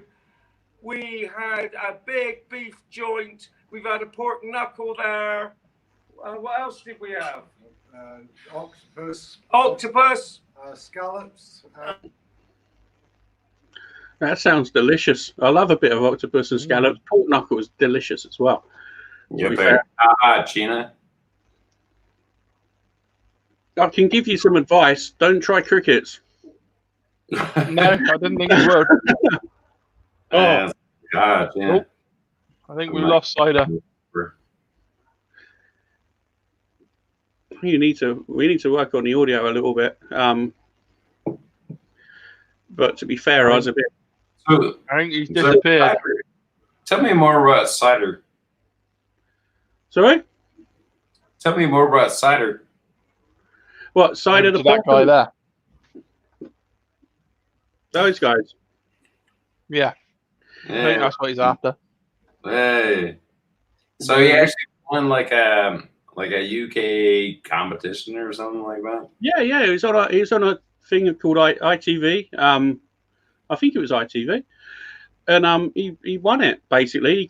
He won a prize, he cooked all the meats. When he comes on, ask him and he'll tell you all about it. Or look him up on YouTube or his handles. Hopefully we can have him on soon with an internet connection. And he'll be able to give us a full rundown and we'll do an interview with him because I think that'd be really nice. It's pretty cool. So it's like kind of the same thing as like a Pitmasters thing? Yeah, very similar. Yeah. Who else was in there from the UK? Steve Johnson. So it's in the smoke on Instagram. I'm just, funnily enough, just checking out his Instagram. It's some seriously good. He looks. He does a lot of fish, shellfish, and then, oh wow, yeah. These are top people from now. Top people from the UK, like far above what I know. That's cool though. They really know what they're on about. Basically, like I've got a little bit of an idea, but they probably forgot more than I know. Yeah, that's way cool. Yeah. I mean, you're lucky to some degree that you got like a kind of a smaller area to cover. You know what I mean? Yeah. So I was like, people are baking barbecue there. Smaller area than like 3. He's trying to come back on again. How many people are around here? There we go. He's coming back. Uh-oh. Feel free to ask what you want. Charlie, whatever you want to ask. You dig away, mate. You fill your boots. But I need to answer the door at some point. Hey, bearded dude. You're back, Cider. What's up, bearded dude? Hey, yeah, it's difficult here. We're in a farm, so it's their internet connection isn't brilliant. Actually. So I'm trying very hard. We'll try to get him back again. So, Cider. Dutchie wants to come on. Let's get everybody on. Uh-oh. Everybody, it's like a pool party. All right, I need to get the door at some point. Charlie, you go answer the door. I get them. If you've got questions for them, you come back and ask whatever you want to know, man. Yeah. If you've got questions for the UK barbecue team, we're glad to be able to answer it for you. A lot better than most. Oh, back in a second. Yeah. Evening, Ryan. Evening, Matt. How you doing? Evening. Cheers, mate. Yeah. Hold on. Cheers. I'm still pouring. Sorry, hold on. I'll give you a topic of advice. Don't try bugs. The shit. Yeah. Ryan likes cricket. If you ever want to send him a present, just send him some cricket. Yeah, Troy. There you go. Yeah. Yeah. So believe it or not, Ryan, I'm in the pub tonight. You in the pub? Oh yeah. I'm actually in the. That's terrible. He's in his pub, mind. Oh, We're in the look pub. at Look at that. Lads, we can see what you're up to. He was saying he was telling wherever he is over here from America. He's this side now, up here. Can you hear us now? Can hear you a little bit broken up. Charley, Charley's very interested in what you guys are up to. He's just gone to answer the door, so he'll be back in a minute. Or is it that bad? I'll get off and go carry on. No, we can hear you, Cider. We can hear you. Let's persevere, dude. Terrible. I guess they can't hear us. We must be breaking. Are we breaking up a bit? Yeah. It would appear so. What a shame. That looks decent. Yeah, I think. I think what's his name? Simon. He lives way out in the. He lives out in the countryside, sticks. so I don't know if you've got good internet. Because I've sent some T-shirts in the past, and he can't find his house. The delivery people. Yeah, what did you make of my T-shirt I sent over to you then? Yeah, like I say, I like the hamburger thing, but the writing needs a bit of adjusting. Yeah, I was going for like all the wonky, but yeah, it's a bit too wonky. Yeah. But if you want something like that, send me the hamburger logo bit, and I can put the writing on it. Oh, okay, fair enough. And let you proof it a bit, you know. All right. I shall. That's easy I'll for hit me you to up do, with some logos. Because I can separate the two images and cut one set of vinyl, you know, like the hamburger, and cut the text, then put them on top of each other, which is easier than trying to separate them out. Right. Okay. Fair enough. I got you. No worries. Yeah. So, you guys had a busy week? Yeah. This week's been crazy busy. Work is back with a vengeance. I was it's all right. stuck in the office until 10:30 Wednesday night. That wasn't fun. Trying to fix stuff for these guys down here. Well, you guys are the lucky ones because, like I say, still no working. I didn't feel very lucky. I'm still employed by Boris at the moment. Hi, Suburban Barbecue. I'm still by Boris at the moment. Yeah. Charlie's answering the door, mate. He must have had the delivery of his spare parts for that fucking Weber that keeps breaking on him.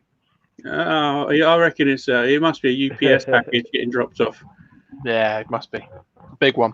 Yeah. So how are you doing, Steve? Anyway, so you said you're doing stuff with your boy. I want to get some.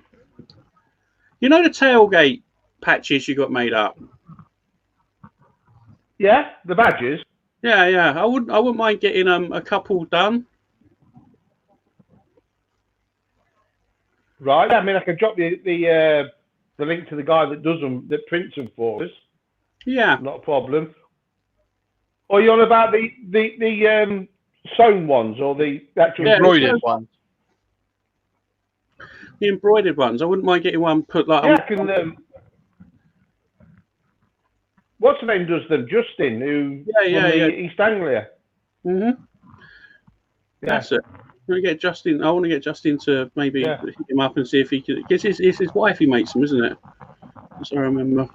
That's right. Yeah. Well, yesterday we've had to cancel the big national barbecue weekend at Nottingham for the end of July. We had to cancel that yesterday. Well, we're opening the campsite, but we've got no facilities. So only people who've got their own facilities can go. Plus, all the people that have booked pods can't go because there's no facilities.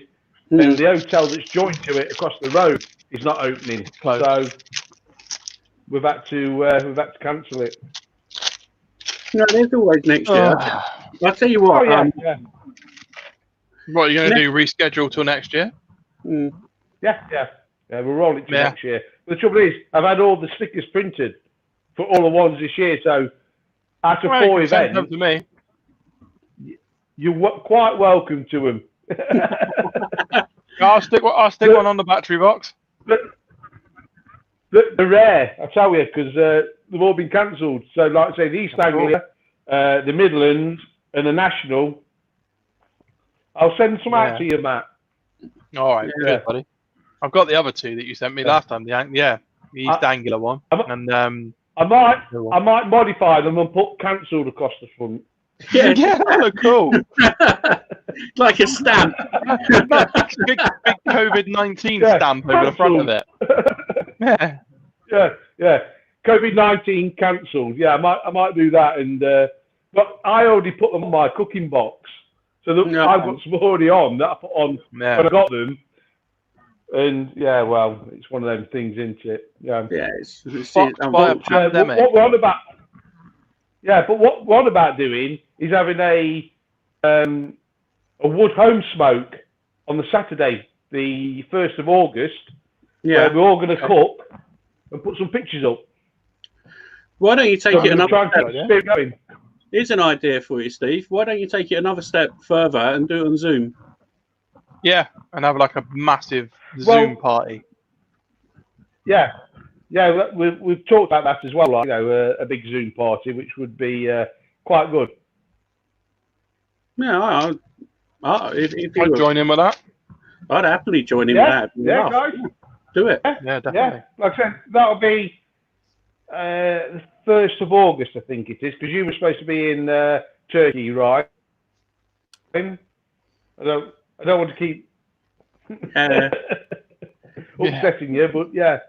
No, I don't mind. So that's what we're on about doing, having a big kind of cook along.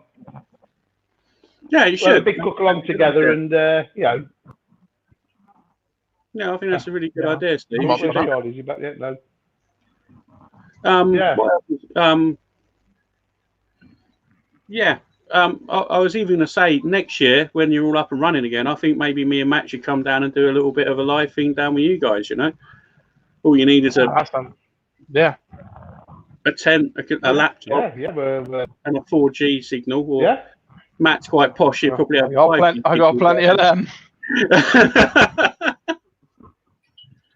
Well, we just had a big 5G tower put up about 200 yards away from where I'm sitting. One of those COVID masts. It's a COVID mast, that's right. Oh, crock of shit. Damn, get lost. Was that a big Charlie? Big parcel, Charlie. Yeah, I'm here. It's like an answer to door break. Mm-hmm. What happened to Cider? Cider dead? He's having his technical signal's not difficulty, good enough. unfortunately. But we'll have to get him on. We'll get him all on with some good internet. Seems like a good dude. Yeah, he's Simon on Instagram. I think he's Cider Farmer. That's his, Side at the farm. Farm. Cider Farmer, yeah. Yeah, Instagram is like a wild game. No, it's good. I like Instagram. That's all right. You can post a picture and be like, hey, like some food and stuff. Yeah. Tell you what, my Instagram over the past week has doubled in followers. On the cusp of 1,000 now. How do you make money on Instagram? Oh, I think you just got to get loads, and then people give you stuff for nothing. Yeah, loads of followers, influencers. They send you stuff, and then you advertise it, and they'll pay you for it. Oh, there was a dude, one of my sons was like mentioning somebody who flips Instagram accounts. Yeah. And so he'd actually like flip and like he'd get one up and like flip it out, sell it to someone. Wow. When you say flip it out, what do you mean? Just pump it up and then sell it? Yeah. Wow. Get a load of followers and then sell the account. I'm gonna sell my account, man. Anyone of my for like about selling for like about $1 million. Oh, I was going to say 2, but that's cheap, man. I'd take that. Oh, 2? All right, I'm down with 2. No, $1 million. Right. You've already said it. I mean, I'll give you 2 million rupees for it. Oh, I was going to say Still a lot. I love eating food as well. Oh, Russ, are you still here? Yeah, right. You want to come on and have a chat, man? I am so sorry. There's a link. Jump on in. Drop in, nice, sir. Good to speak to you. What is that? It's Friday already. Holy shnikes. People, 140. That's not bad. Yeah, well, I don't know about that show. Like, is there a way to watch that online? Yeah. Like the UK version of that whole thing? Was that? Because I haven't found it. That'd be on YouTube for sure. So Yeah. the thing going on. Pitmasters, whatever. Pitmasters. What was it UK. called? That's wild. Barbecue Cool. King. Was it Barbecue Kings? I've got to get a drink and I'll answer the door. So I'll back in a minute. If you want to jump in, and I'm jumped in. Man. I got beat up by the gang. I'm jumped in.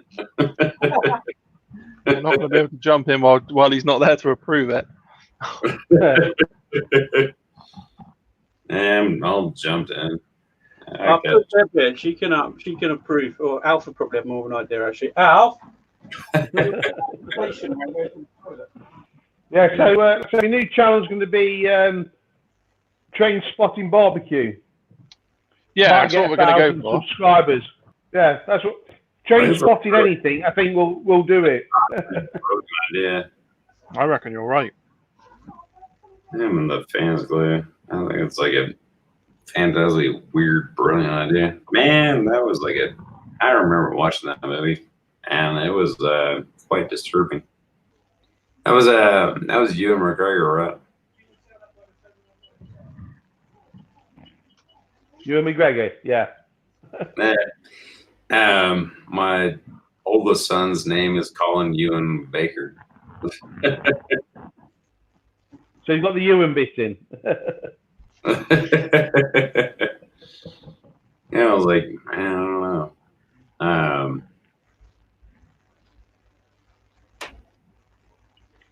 What are you busy with there? You playing video games? No, I'm hunting down the TV program that you're talking about. Yeah. Barbecue Champ UK. Check it out. That's it, Barbecue Champ, yeah. There you go. I was actually quite critical of the program myself because they're asking them to cook big joints of meat in 2 hours, which was like impossible. So they give them like a rack of beef and say, "Here, cook that 2 hours." Well, nobody's going to be able to do that. Not even hot and fast. No. I'm going to have to check it out and see what it's like. Yeah. But there was a lot of things about it that didn't. It was either barbecue or low and slow, and the stuff they were giving them, then they weren't giving them enough time to do low and slow. So they're getting a big chunk of meat and saying, "Right, cook that in 2 hours." I've seen that on some of the, like on Pitmasters, for example. That sometimes you're like, like a brisket, and you're thinking, "How the fuck are they doing that in 6 hours?" Yeah. What's your language, son? Sorry, the watershed went ages ago. Maybe not in the US. Sorry, yeah. It's not Sunday night yet. I don't know. I mean, they did the same thing in like Pitmasters. Like, cook this up, and like, yeah, give me a break. Seriously, you did all that in like 2 hours. Like, all right, cool. Like, good luck on that one. Well, there was the show recently, Gordon Ramsay traveling around America with Gino DiCaprio and that. And quality program. I love that. Yeah, big set smoker outside this rodeo. They took a whole full brisket on, went in and watched them for the rodeo, come back and started carving the brisket. And it's done, yeah. And it's done, you know. It's not a chance. Like, yeah. Man. I mean, don't get me wrong, brisket is real good, but dang, man. Like, I like cooking pork shoulder, pork butt. It's like crazy cheaper and super good. And you get leftovers and stuff. Brisket is like insanely expensive right now. I just ran down to the store yesterday and got like or saw brisket flat for like $100. Really? Yeah. Oh, right. Like that's absolutely bonkers. Prices are going through the roof. Everything else is too. I would definitely want to do some chicken wings, but dang, they're expensive as anything, and they were not around for that either. Really? Chicken wings are expensive. Yeah. No, big time. I mean, they weren't around for a while, like for several months. They just came back, but they're pricey. I know. Have you heard of I heard this on the Mount, you know, the How to Barbecue Right podcast. Chuck round steaks. Yeah, I mean, it's like Chuck from around. I mean, Chuck steaks are really good. It's like basically the same thing as ribeye coming on. Cook them up the same way as you do like at brisket as well. Mm-hmm. So you can have do long and slow, or you can do burnt ends, or you can do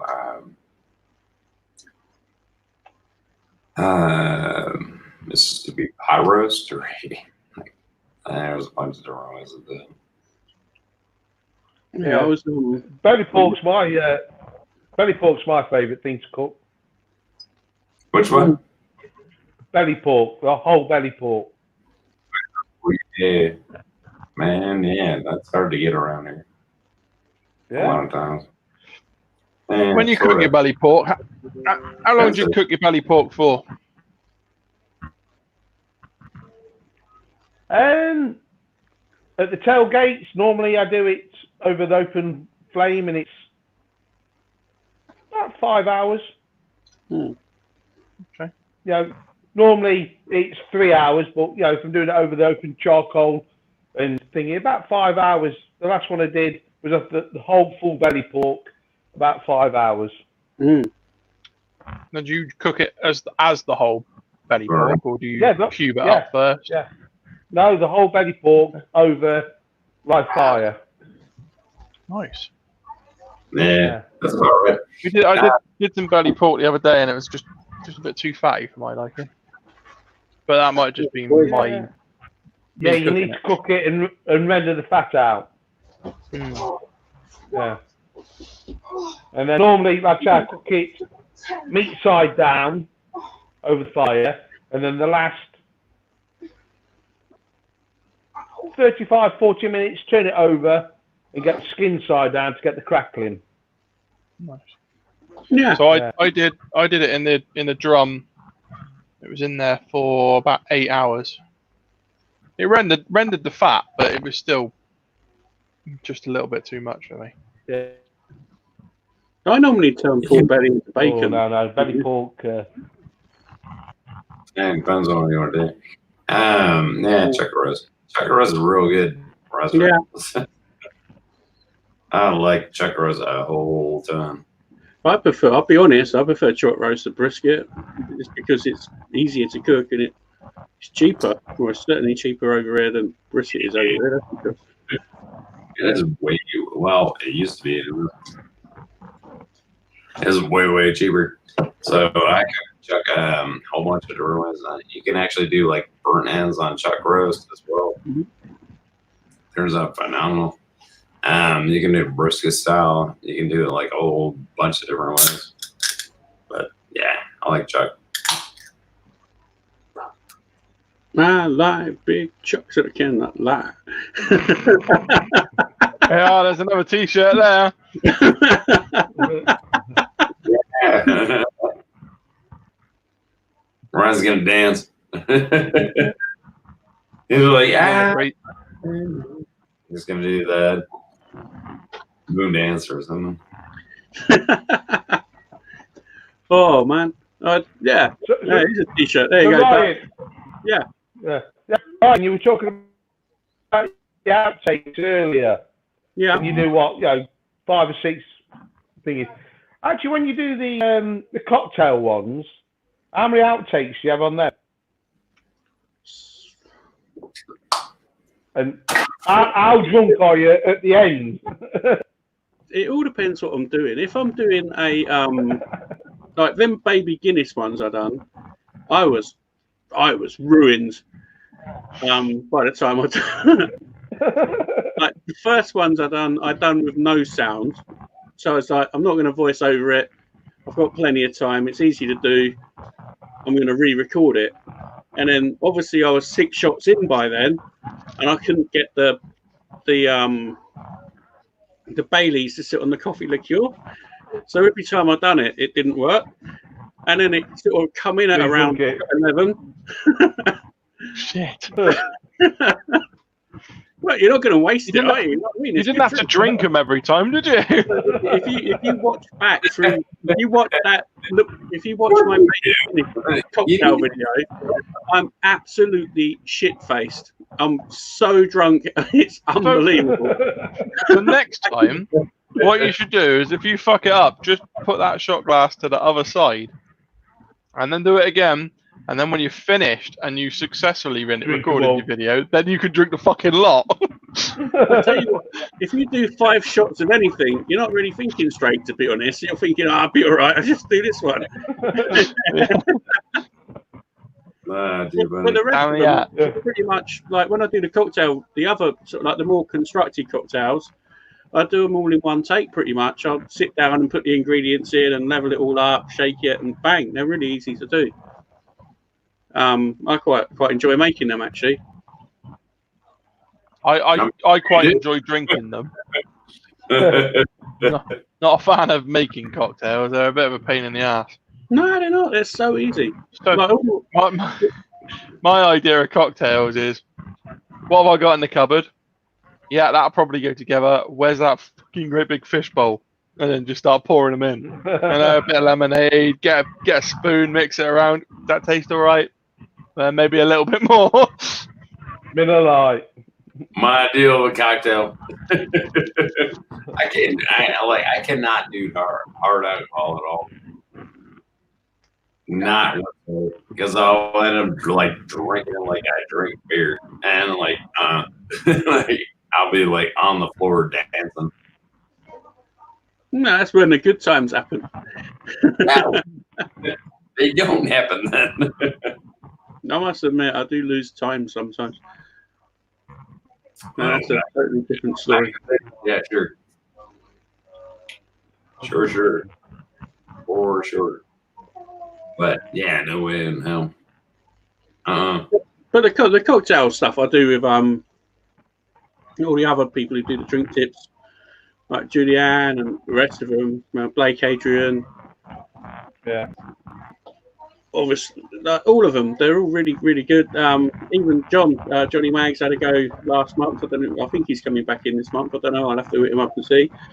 He done a really nice looking Bloody Mary. But yeah, it's just like a little group of people who get together and just do like a cocktail thing every month. It's quite good fun. Nice. And if it all works first time, it's brilliant. If it doesn't, it just gets really interesting with lots more outtakes. until you're like doing it on your back.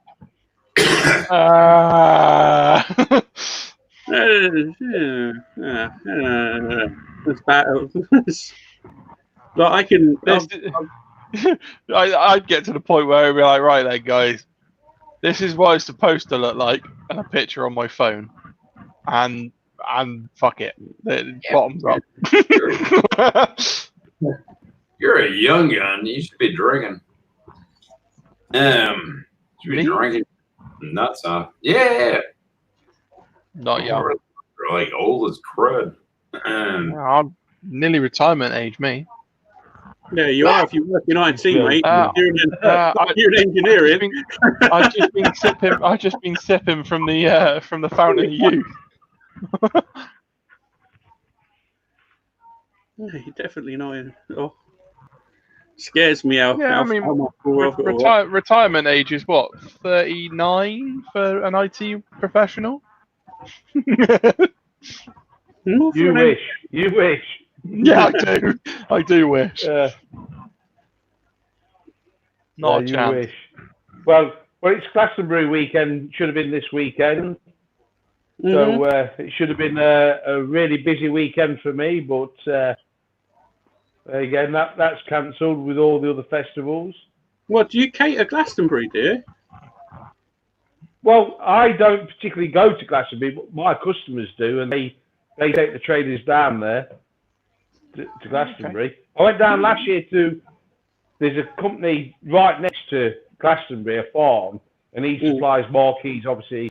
He supplies refrigerated trailers, so he buys a whole new stock in every year, puts them out to Glastonbury, and then you buy them off him cheap. So I was down there last year picking trailers up and what have you. Oh, wow. Yeah. Yeah, like I say, all the events, every music festival this year is gone. Yeah, binned off, haven't they? Hey, John, come in, man. Hey, what's up, man? Maggie. What's going on, bro? Who's this? Johnny Mr. McGuire himself. Come in, John, if you want. It'd be good to talk. Yeah, Maggie's a good dude. Oh, he is a dude. I love it. He's a good guy. Yeah. Weird accent, but hey, man, such a love. Wow, he's been driving a long time. So you've been listening in the car, John? Or? Yeah, wow. So. What are you guys doing this weekend? I know it's late there for a while. We're still on lockdown. Well, I'm taking it as lockdown still, so I'm going to sit in and drink beers like I have been for the last 3 months. I think I'm going to get in the car and drive to Bournemouth. With everybody else. Unbelievable. Why would you want to? I just don't anyway? get it. It's God's waiting room. Exactly that. Yeah, exactly that. Why would you? But yeah. Hold on. This is a very UK local conversation. Let's explain to Charlie what Bournemouth is. It's a shithole. Right. There we go. All right. Bournemouth is a very popular beach resort in England, where lots of people go to like sunbathe and stuff. Retire. Yeah, and retire. It's not bad, to be honest. I've been down there. And as of this week, to go and catch COVID and spread it like wildfire. True. Oh, John, it's an hour and a half drive home, man. I hope you got an automatic. That's going to be tough on your legs, yeah? What an hour. I was just reading the chat.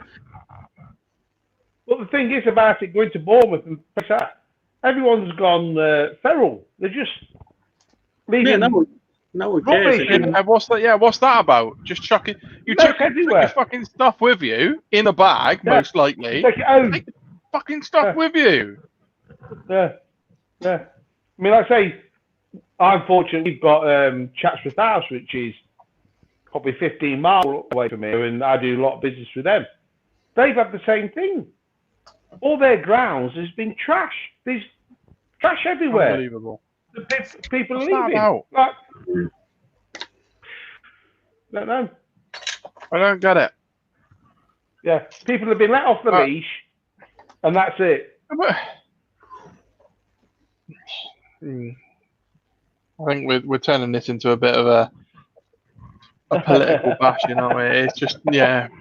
I'm going to stop before I get myself into trouble. No, it's not political bashing. It's a moron bashing. Well, yeah, exactly, yeah. Just, they're the people you really don't want to upset in the UK, to be honest. Just saying. Yeah, I just don't get it. You know,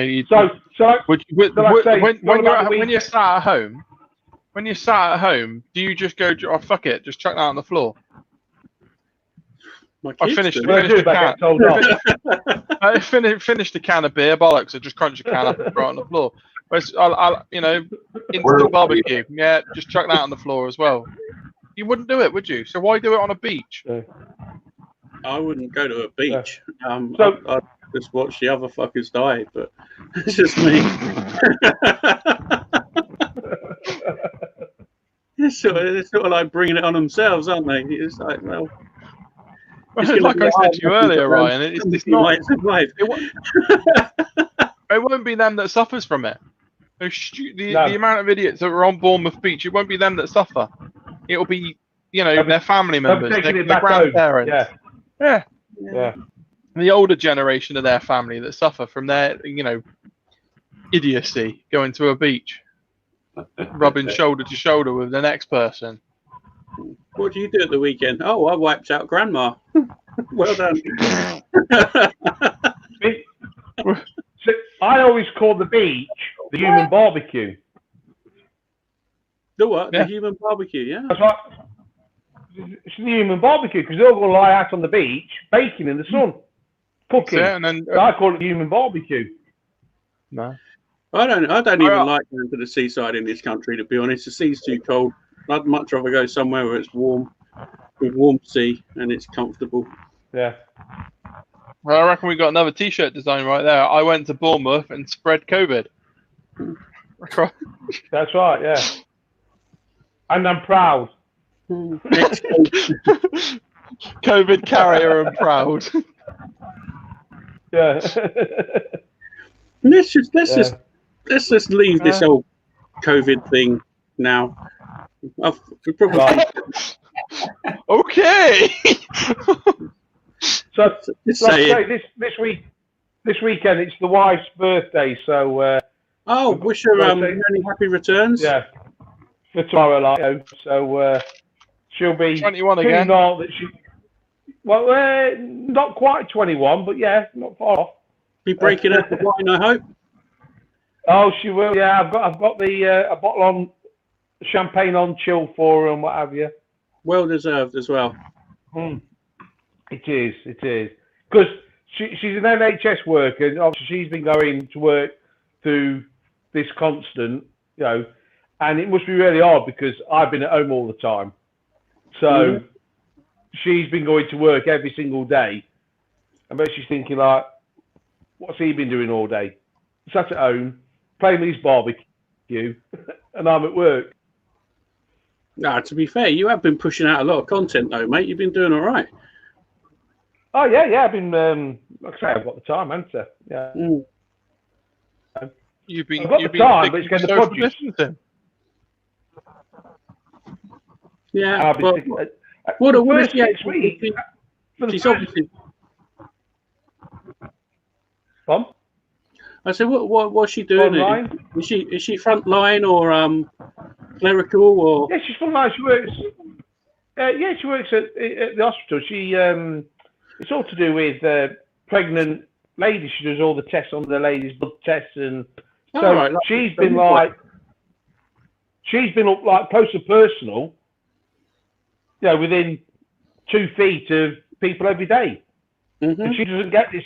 She doesn't understand this thing about the 2 meter rule or the 6 foot rule because she's working within 2 foot of people every day. Yeah. And she doesn't quite understand it because her working day is up close. Yeah. Yeah. Yeah, that's sort of, well, credit to her. You know, someone's got to do it, and she's doing it. You know, without to be fair, it's an extremely brave thing to do. You know, everybody's got to do. Yeah. Everybody's got to do it.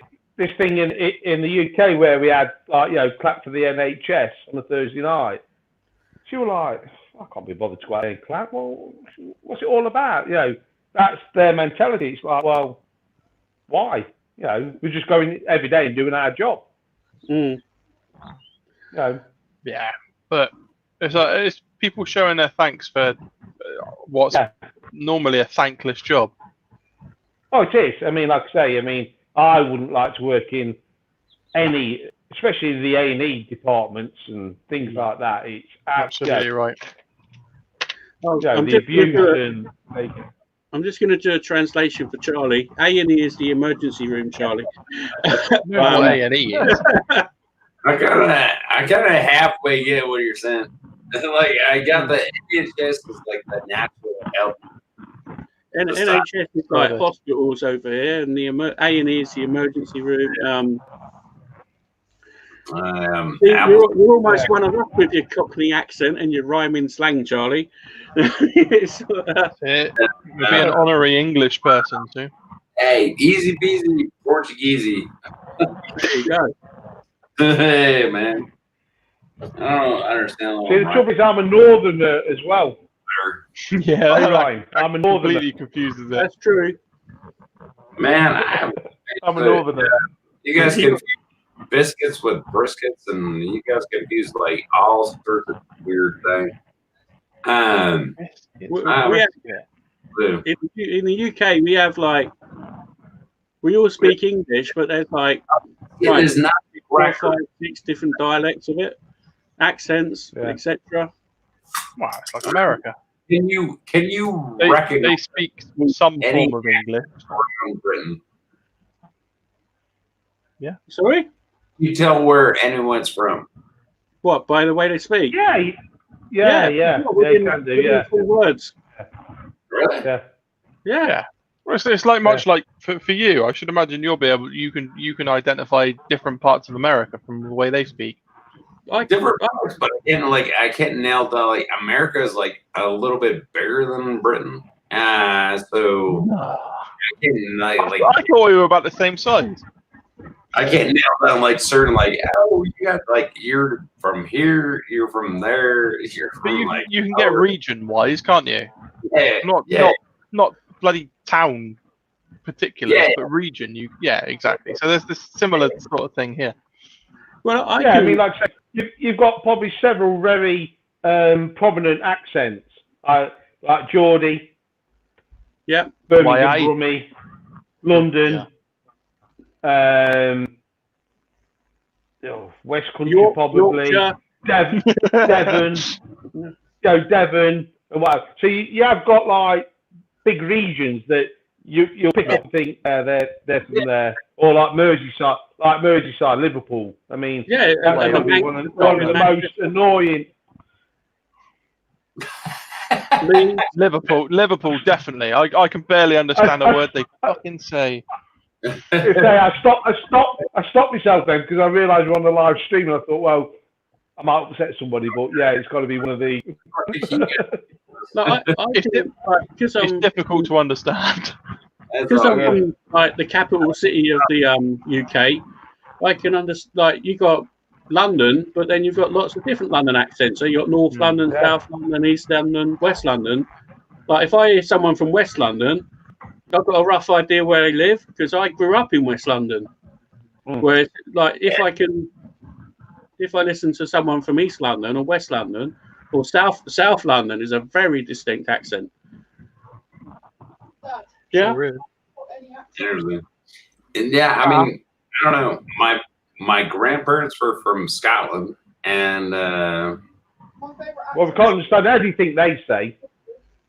It's a bit tough. I can pick it up, but they've got their own language up there, though, haven't they?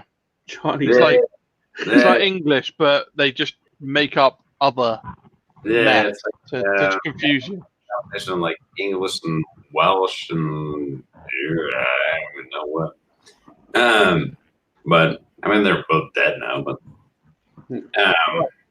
bit of a tough thing to understand them. But that, I mean that's what I grew up on. So I can understand it, but jangy bang. And then like I speak French and lived in France for a while, and so I can detect like south of France and Canadians. Like, Canadians are weird. I've got some friends from Northern Ireland, and when my friend he starts speaking, when he's had a bit of a drink, you cannot understand a word he says. And I'll say to his wife, "What did he just say?" And she went, "I've got no idea." Because sometimes the Irish accent is sometimes out there. Yeah. Let's just leave the Northern Irish in the lay-by of chat. Didn't say nothing bad.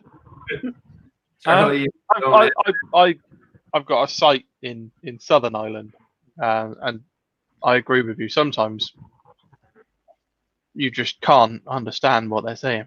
You're like, what? No. Just slow down and say that again. Yeah, Yeah, I love all Irish people equally. it doesn't have an accent. Johnny Mac says I don't have an accent. Well, Johnny Mac has like a big old accent from New Hampshire. Mm-hmm. And Johnny Mac is like, yeah, Maggie. Maybe I don't. I've been told I have an accent like my entire life, and I haven't the faintest dang clue. I was like, all right, cool. He's definitely got an accent. Oh, sure has a Wisconsin accent. So Jeff, whereabouts are you from in America? What sort of accent have you got? Obviously, I know. Yeah, Wisconsin is like I can't even do it. Johnny Mag says, "Give us a few minutes. I reckon he's coming on in." Oh, you're more than welcome, boys. Jump in. There's two places. Hey, jump in, brother. Wisconsin. So you gotta forgive me. I'm not even sure where Wisconsin is. Where is that in relative to? Is that East Coast, West Coast, Midwest? Okay. No, it's like No, it is. That's what Rice just said.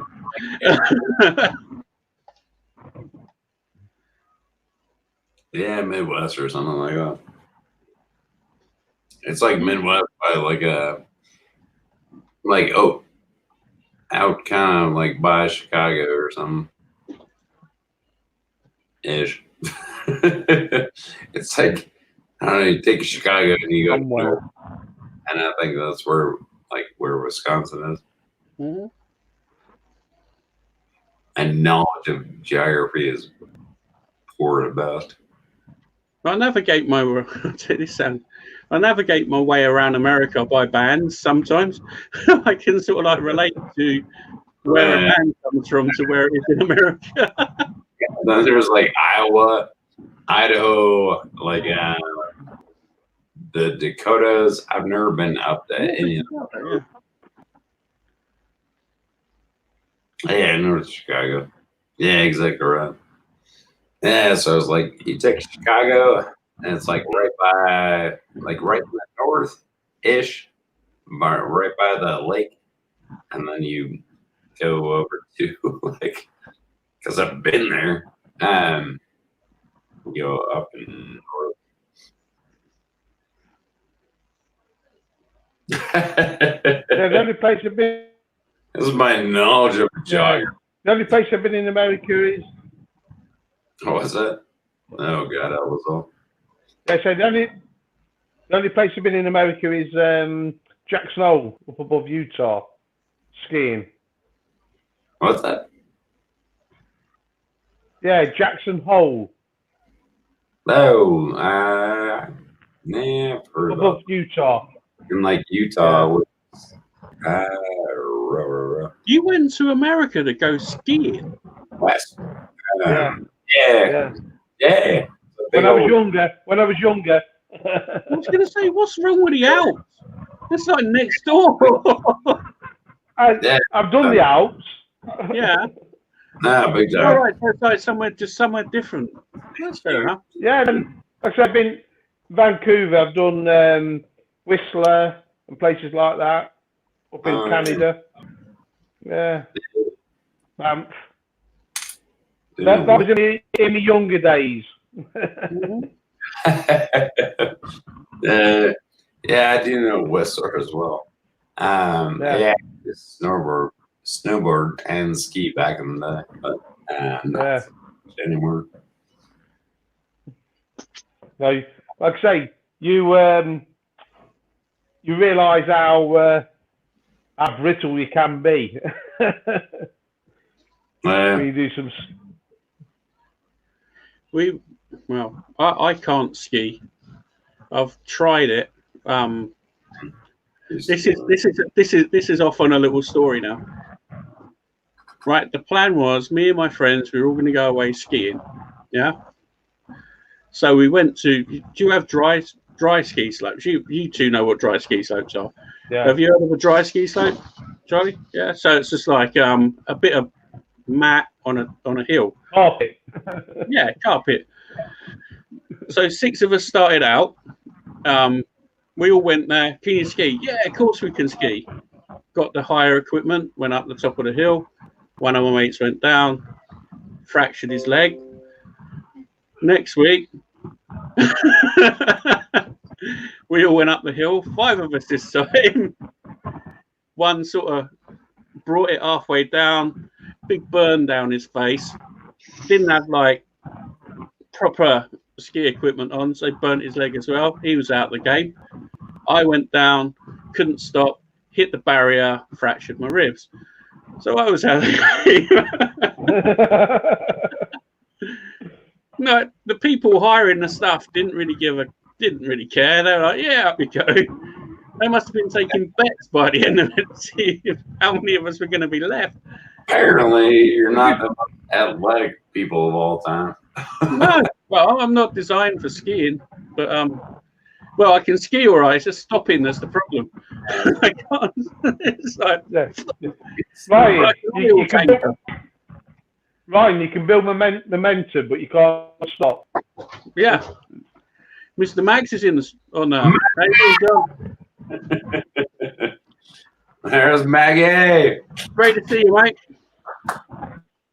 Let's go. You all talk funny. Coming from you. You go drink. Oh boy.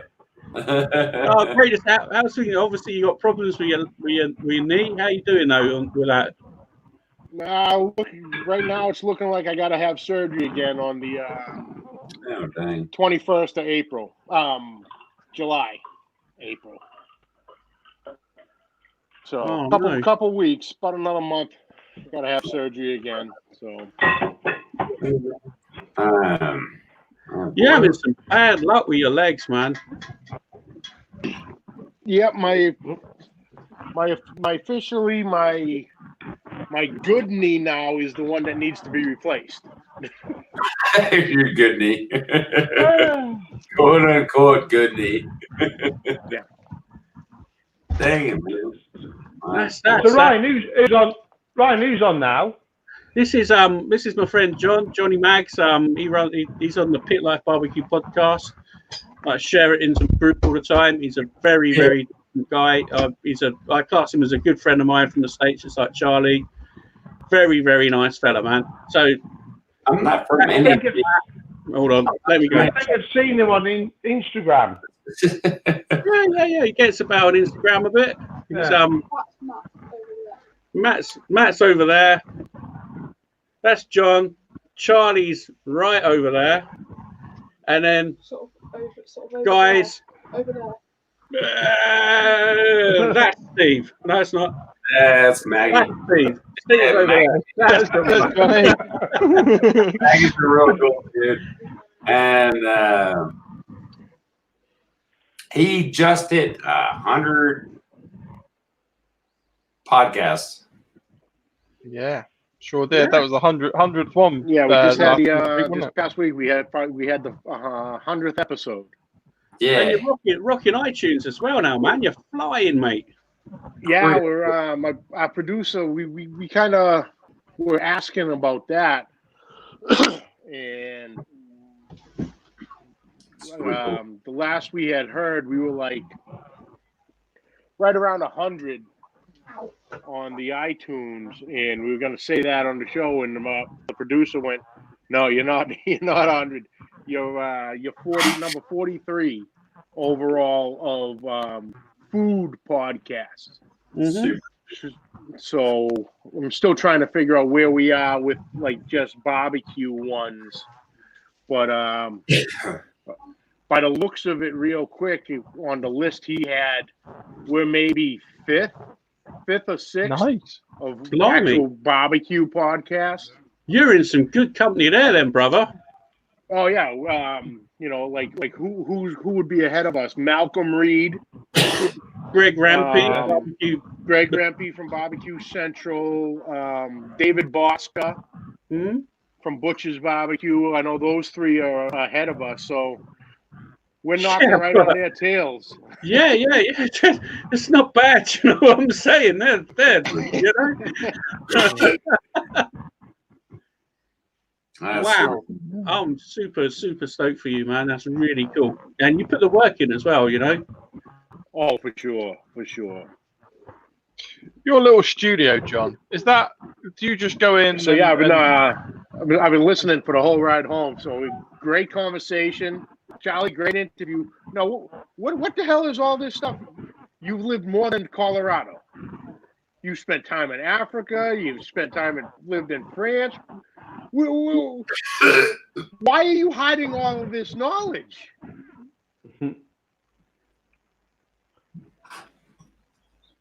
Oh, you gonna make it? You've killed him off. 911. He's got a bit red there. You're right there, Charlie. That's a sneeze. Oh, that was a sneeze. Jesus. That was a sneeze. That was a big old sneeze. Yeah, no kidding. I thought his hat was going to come off. We thought we lost you. No. No, I mean, I've lived everywhere, like all over the place. And yeah, I've lived down south. I've lived Colorado. I lived in California. Traveled all over the dang place. Been to Hong Kong. Yeah, big time. I've been everywhere in the sun. Right, you got to approve someone in the studio. Oh yeah. The Africa part threw me for a loop. I'm like, whoa. Backstage. Here comes Rice up. Boom! Here he is. Pleasure to have you on, sir. Sir. It's like a split. We're like American. This is like American UK split, straight down the middle. 50. Nah. There's Americans they're over here. So you got you right over there. Can't hear Ricer. Anyone else hear Ricer? Mr. Mags. No. Charlie. Yeah. And Steve. And my man Matt. You should be able to hear me now, huh? Yeah, there he is. Oh, your audio's good. What are you talking through, man? A Rode NT1. It's, wow. Yeah. Yeah, very cool. Thanks. Yeah, it's smooth. I'm thinking about putting a mic through the laptop, but I've only got a shotgun mic. I haven't got anything like that. But I should imagine it'd be probably improve the audio some, I would think. Yeah, you can slowly progress and purchase a little bit at a time, and next thing you know, you got a hefty studio. Yeah, what you got going on in the background, man? That looks amazing. Yeah, this is, if you come in on Sundays, you'd see my show. I run my show on Sunday nights. It's probably, you guys are probably sleeping at that time, but yeah, this is in my videos. I've got this in my intro and my outro every time. I didn't watch your videos, I must admit, but I've not seen it. It's nice lit and everything. The audio is cool. Thank you. Yeah. Well, it doesn't happen overnight. I mean, I've been doing it for about a year now, and I slowly just buy some stuff and add to it, so that's what YouTube's all about. Start somewhere, just press record and work your way up into more gadgets and more equipment. And, it's all about audio's number one thing. And then, improve your video as you can go it. I take my little YouTube funds and put it right back into technology, so. Yeah, it sounds good. It's made, to be honest, it sounds really, you can hear it straight away. It's really good. Yeah, I'm on the Barbecue Central show once in a while, and I listen to that all the time. You was on there last week. Just gone. Yeah, it's really cool, man. Yeah, I'm in there great job last night on with Steve. Thanks, Johnny. Thanks. Yeah, it was fun to come in there. I like Steve a lot. He's the guy that found me, and actually, ultimately, I ended up getting into the Barbecue Central show with him and John. So those two guys talked Rempy into getting me on there. So I don't know. I come in as the backyard barbecuer. Just more of the comedy guy probably than anything. So nothing wrong with that. Come across that's my really style, well, man. That's my style, so I like to have fun. So Steve isn't like an oddball character. Like, how does he know everyone under the sun? He just does. I mean, he knows everybody, from comps to manufacturers to, anybody and everybody. He knows them. And it's a lot to do with probably that he was on the Central show, the Barbecue Central show. So he got to know a lot of people that way. Sure. But, I mean, he's also the type of guy that he's going to go try to meet these people and stuff too. He's a former reporter. So I call him Nosy, the Nosy Oil Man, because he owns a gas station. Whereas, so he owns a gas station and a barbecue supply shop onto there, and yeah, Steve always has good guests. A lot of times they're going to be the comp guys, they're going to be in that realm is where he pulls a lot of people, but he wanted me, him and Steve Dotson are pretty good friends, the cookout coach, and he wanted to bring us two clowns in there for a little bit, so it was fun. I mean, we just talked ribs, so I don't ever consider myself like some professional cooker or anything like that, but I've made enough ribs where I know whether they taste good. So, that's kind of how it goes. But yeah, hey guys, I've watched your show a couple of times. I want to congratulate you on, doing it. I know I was watching Charlie on his live stream that time when he kind of talked you guys into it. So good job. I mean, spread that barbecue love out there. And I'm kind of drawn into watching you guys because it's fun to see that it's spread over in England and France and Spain and Italy and all that. So it's awesome. I mean, obviously everybody's been cooking some way with fire their whole lives, but with you guys kind of talking about barbecue, it's fun. I mean, it's interesting, so it's good. Good job. Thank you very much. That's very kind of you. Cheers. Cheers. I tell you, if you ever fancy coming on as a guest, please. You can ask me anytime, my friend. I mean, I'm asking you now. Come on, you're more than welcome. Yeah, line me up. All right, we'll get you on. There you go, sure. Matt. Let's get it in the calendar. Yeah, I shall find a slot for you, sir. Sure, no problem. That's really, really cool. Thank you very much. Appreciate it for that, man. I've got to up my audio game though. I'm probably not being able to get a Rode mic, but it takes time. Just you and me both, mate. I feel slightly tech envious of you now. Yeah, the other thing with Steve Ray is, like you said, he's definitely not afraid to talk to anybody. Right. You know, so he'll literally approach anybody and start up a conversation. Then, you know, the connection, you know, with Greg and everything with Barbecue Central. But the other thing is, when he was actually he jumped on last second with us 2 weeks ago, and he was saying he had cooked in over 30 KCBS events. So his location down there in Tennessee, I think, might be key to that too, because he's correct. You know, he said he's only a little skip away from the Georgia line, and you know, north up into the Virginias and everything. So he kind of has that. He's kind of centrally located in that southeast part. Right. It's not hard for him to get over to Memphis and all that type of stuff, you know. So where he's at, he is in a perfect, you know, location to hit the different regions of barbecue in the United States, you know. So it's not hard for him. But you're right. The competition is where because he's just one of those guys. You know, Johnny says it perfectly, where he'll just like, hey, what are you using there? Well, you know, he just say right out of the blue, he'll start talking to you, you know. So chef's in the house. Let's say hi. Hey, mate. Oh, look at there. He's cooking those things, or he hosts the cooks. What's up there, Chef? Steve, he used to be a comp cook. Yeah, okay.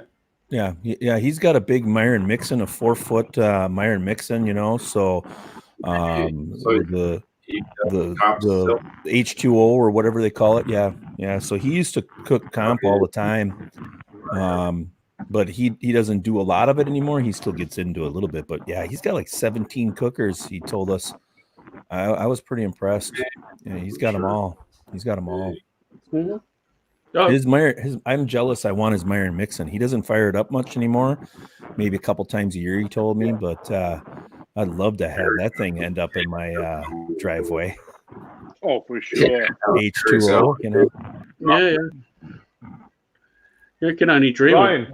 I'm happy with my drum, you know. But having a beast like that's like super cool, isn't it? Oh yeah, all water, you know, bath in it and all that, and you know, it's quite the cooker, quite the pocket change to buy one too, you know. Yeah, a few dollars. Yeah, you can have 20 drums there, Ryan. Yeah, well, I feel my own. Yeah, right. No, I'd like my Rolls Royce would be a gateway, to be honest. But oh yeah, they're beautiful cookers. Yep. I just looked at one a couple weeks ago. The butcher shop that I go to is a dealer of Gateway, and he's got a really cute, cool pewter one there that I just, man, every time I look at it, I just want to take it home. But you know, I'm not a comp cook. You know, I'd be in trouble if I became a comp cook because I would not quit until I started winning. So, I put enough time into my sports. You know? Yeah, it's like crazy expensive, and like those Myron thing is really cool. Rich has one, Eric has one, and yeah, insanely expensive. And that's what you know on the ride home, you guys had hit on that you know, the price that comes along with the competitions now is crazy. You know, especially the KCBS events, it's at least somewhere around $400 just to enter. Right. And then, like you were saying, you're literally cooking at least 2 of everything. Yeah. You know, 2 briskets, 2 butts.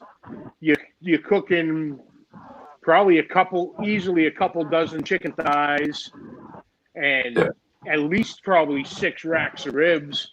Right. And then nowadays, with all the whole Wagyu and the compact Duroc pork, you know, you're cooking $400 briskets, 2 of those. You know, so you're over $1,000, you're over $1,200 just to get in and cook the brisket. Right. Yeah. I mean, that's what I'm thinking. Like if you want to enter comps at this point, like SC is the way to go. Mm-hmm. Yeah, because they're like $50, $100. They give you the 2 steaks. Right. Yep. Yeah, I mean, You know, like Kevin. I had Kevin Bevington on, and he won he's a Hall of Famer, and he won all that just off from Prime. But he only picked from one certain farm. His meat came from one, and he goes, it wasn't Wagyu, but man, that was like some crazy Prime. But he said if he'd get into it now, he knows the only way he'd have a chance is if he would do Wagyu. He's just like, it's just how it is. Because if he threw a Prime up there when he was in it, 2013, when he was winning like a madman, Wagyu was there, but it wasn't there. It wasn't the staple of KCBS. Now it's like, I don't know, too much money. And they even have the little backyard, comp cooks that come in there, and they're still flipping a big bill, just to be the little guys that are doing just the backyard stuff, so. I mean, they're outpressing themselves. Like, I mean, if you want to get into like good competition, people, like, keep it cheap. And like everyone's doing Wagyu, like everyone's got their trailer and like all that going on. Like people are like Jambos and like Mobergs. I think how they look at it though, Charlie, is that KCBS is going to be the best of the best that are going to be in there, and it's like NASCAR. We'd all like to get in a NASCAR car and drive around, but you're going to have to start in dirt track first, so you start looking at that. I mean, they've not priced themselves out for these these cooks that have dominated in the smaller areas. They're not priced out because those guys are sponsored, man. I mean, there's guys that I know around this area that'll be sponsored for this stuff, and it's amazing what these butcher shops and different people are sending them. All they got to do is throw up a flag, and if they're winning, all they have to say is, "Yep, I got my meat from the butcher block, or I got it from Snake River Farms," and man, that's big money for those meat companies. So. I mean, the sponsor guys aren't paying much, they're not. It's the backyard guys, the backyard guys aren't, they got to join the little local competitions and win a few cook choices and stuff like that. And, it's nothing that I'd want to do. It's nothing that I'd want to do. I'd like to be on a team sometime and like be the beer run guy. Hey, we need more beer or something. That'd be a great job for me. Oh, I got that. I'll tell you from my whole competition experience. I was taking care of the meats while like Rosef Alam like actually got bomb blasted. Like, and he out for the day. I was like, crud. But, yeah, I don't know. I mean, it's a weird thing. Like, if you want to have people join in the whole thing, you need to have some like entry level, and there's not right now, as far as I can see. Not much, no. Your small little city ones that aren't like let's say sanctioned and all that type of competitions are where a lot of people are going. The church rib cook off, and they start getting that way. Yeah. But the SCA is probably the best for just your backyarder, to learn and get in there and start cooking and get some recognition. And who knows, it might lead you into a sponsorship when they say, "Can you cook chicken?" Yeah, I cook chicken. All right, well, let's get you into something else. But really, the whole comp stuff has died a lot because it is such big money. It's big money, man. You win the Royal, you get $50,000 check. Come on. It's amazing, And Johnny was talking about Dave Balker before, How many people are in that competition then my to friend win Billy 50 grand? Gillespie from Smoking Hogs, he's won both the American Royal and the Jack Daniels. Right. Yep. And it was like, whoa. He goes, and it completely changed his life. Yeah. You know, barbecue wise. Right. Did we have a UK team that won? Did Angus and Oink went over to? They got a bunch of swines won, didn't they? Did they really? Yeah. Go on. Bunch of swines have won it. No, I think they did. Yeah, I'm not sure. What's the cost between so entering like a UK comp versus like here? Oh, I have no idea. No. I've never cooked a UK comp. I went to an SCA event and done a course of judging, but haven't judged because that was last year, and this year there hasn't been any event. So I'm sort of went along and then not being able to use it. I've judged KCBS in this country. I wouldn't know what the cost was. To enter, I think it's going to be very similar because they're all judging on a very similar sort of. Well, it's all criteria, isn't it? You're all judging from the same book. It's just a question of the costs are going to slightly vary through meat and etc. But I should imagine a KCBS entrance would be the same no matter where you go because everything seems to be standardised with those guys. You know. I'd say yes. It doesn't matter whether it's $1,000 or £800 or whatever. It's going to be the same because it's standardised. I would think. I guess. I don't know. Well, you had one heck of a guest tonight, that's for sure. You had Charlie, you know. Oh, Charlie's a dude. I tell you what, Charlie and John, they're my brothers in America, man. Me and Charlie, we have good chat. Me and John, we have good chat. Not so often as we have done, but he's a dude, man. I love John. Watching him every week on his podcast is amazing. I think it's cool.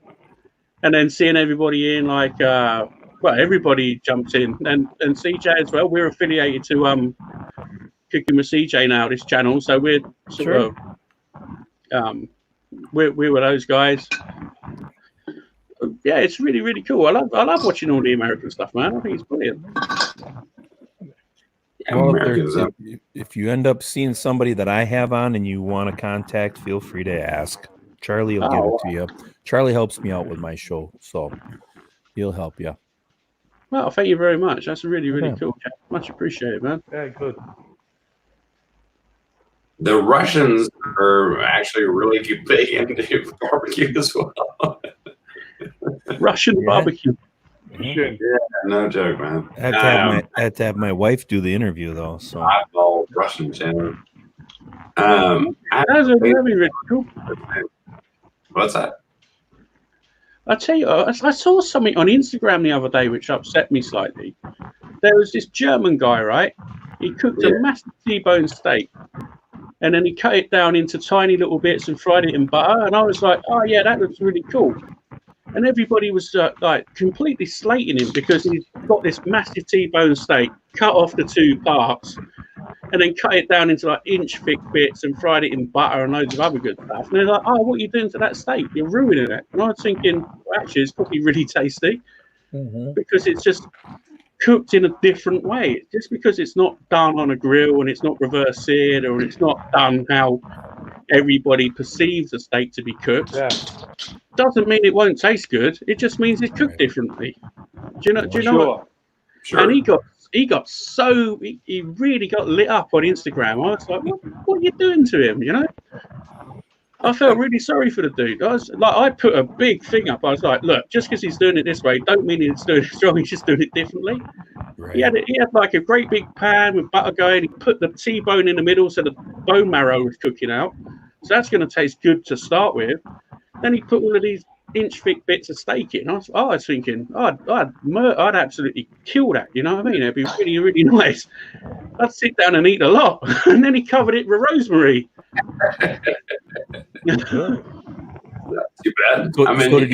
So did he sear it first, and then he cut it up into chunks?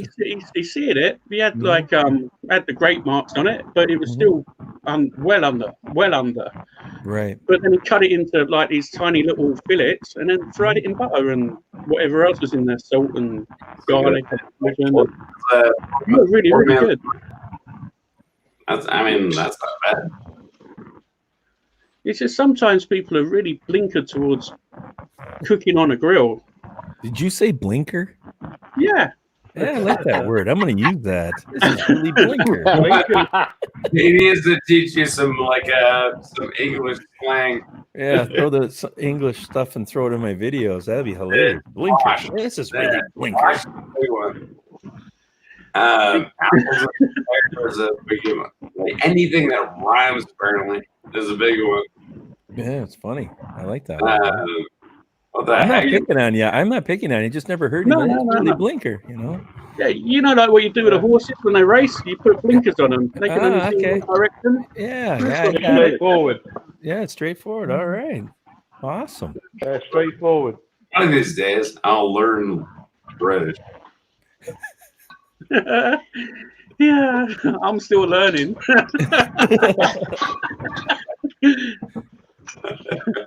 So what's probably the most popular cooker over by you guys? I mean, you think it's a drum? You think it's a drum is the most, or Nah, drum cooking's in Nah. my It's going to be a Weber. Kettle. It's got Yeah. to be, innit? My Weber. yeah? Yeah. Right, guys. I'm gonna love you and leave you. It's been All right, thank you, Charlie, for coming on, and the rest of you as well. Thank you very much for coming in and keeping us entertained. Bears and whatever else. Bye. I'm gonna free up a slot. So if anybody else in the chat wants to join in, if Ryan posts it in there, there's a slot ready for you to go in. Right. Stay safe, guys. See you later. Good night, Matt. Take it easy, mate. Bye-bye. Yeah. Bye. See you Bye. later. They rip the slop. Right, Yeah. we're outnumbered now. No, we're not. We're amongst friends. It's fine. But now we can talk about Matt. Man, that dude has no beard. Like he's prepubescent. What's going on? There's nothing bad about him. He's my wing. He knows stuff, man. Hey, he's the Oh, we're definitely outnumbered now. Look. 4-2. I love the look. My uncle's got one of them dogs. They're so nice. Yeah, he's all right. He's all right. How's he getting on with a new environment? Has he found many rabbits to chase yet, or is he? Oh yeah, he's chasing everything he can. Anything that moves, he's in the backyard. And a squirrel will make some noise in the brush, and he's there, full attention, ready to pounce. He's going bananas. Perfect. But never catches them though. I reckon they're fit dogs, Sam. I'll have Greg Rempe on Sunday night. He's going to be on the show. So Really? yeah, I put something up on Instagram and he shared it, and I was like, Greg shared my post. I was like chatting to Charlie about it. I was like, no, he shared my post, man. yeah. You talk about a guy that knows everybody. Greg knows everybody in barbecue. Man, there's nobody that's got past him. Wow. Nothing. I tell you what, he goes to places. A couple of months back, he interviewed that guy from Weber about the smoke fire. Yeah. Christ, man, that was a serious interview. Yeah. He had him in whack. He's like, yeah, this is my friend from Weber. Bang! What do you think about this? What do you think about that? How are you gonna do this? He goes everywhere. See, you need to you gotta do a podcast. Yeah. Sorry? Do a podcast. Yeah, Do a podcast. I didn't know it. I had no clue. I don't know. Matt would probably know how to set it up. I have no idea how to set a podcast up. I'm not a very techie guy. Yeah, I don't know. Oh, it's not that hard. You just have to have good audio for sure for a podcast. I mean, 100%. Mm-hmm. And you just record it into GarageBand, and there you go. You got your podcast. upload it into different podcast platforms, and you got a podcast, man. It's like Johnny's got good sound in his studio. Oh yeah. Well, I listen to John on Spotify. If I don't watch it, well, generally I watch it live and then I listen to it at work on Spotify. So I spend a lot of time at work alone, like in the environment where I work. Like it's like basically a clean room, electronic clean room. So I'm basically locked away with a Bluetooth headset on, and I'm just listening to like barbecue podcasts all day. It's like what I'm working. Nothing wrong with that. Yeah, good job, man. Obviously working really hard, everyone who's listening from work. And the whole Bluetooth headset. But anyway, yeah, that's basically my day. I sit there, listen to stuff, and I listened to the hot seat this morning. All of that. It makes the time fly by. It really does. So I feel like I love listening to barbecue stuff and watching barbecue stuff and working. It just makes, if anything that makes your day go better, it's good, you know. Yeah, I caught a little bit of the hot seat last night. A little bit. Did you turn your video off, Johnny? John's just dropped out. Mine's gone. Yeah. Man! I mean, I don't know. I don't do podcasts much. Well, it's a lot of people listen to it. A lot of people listen to podcasts, you know. Yeah, I do. I listen to the Barbecue Central show every week without fail. I've done that for years. Yeah. Also, Pit Life Barbecue, Pit Boss. Yeah, I tell you what, you know when you try and remember stuff and you can't actually say it. My mind's just blank. The Atlanta.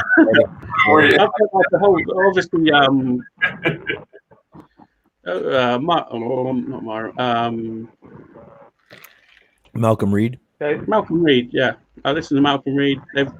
That's a Monday because his one probably drops on a Friday, but I'm not working over the weekend, so and then somebody Malcolm Reed Monday, Tuesday. Chef Johnny's coming in. All right. Yeah, it'd be Malcolm Reed Monday. Then I'll wait Tuesday because Tuesday is when Greg goes live. So then that's Wednesday's for the first hour, and then Thursday's the second hour. Because that's just too late for me to stay up. Sure. How you doing, Johnny? Welcome along, mate. What's up, boys? Pleasure to have you on here, sir. So guys doing all right today? Yeah, I think so. Yeah, they're good. All the better for seeing you, sir. Man, I didn't have anything better to do, so I thought I might as well talk some barbecue today. Well, thanks. So how things are going today then, Joe? Have you been? Where are we in Texas? How far back are we? Say that again. I didn't hear you. I was just trying to figure out how far you've done all your exercising this morning. I saw that pop up on Instagram. Yeah, I went about 2 miles, a little over 2 miles this morning. So that's really impressive. Got rained on pretty good this morning. We had some rain come through, so I wanted to finish, and it started raining. I finished in the rain and felt pretty good, but I don't know, not bad for no fat man, you know. No, you're looking all right now, mate. I tell you, not that there's nothing wrong with you before, but you've got some serious weight. If y'all are breaking up, I'm gonna try to relocate, see if I can get a better signal. Okay. Wherever I walk to, all of a sudden y'all all got pixelized your voices.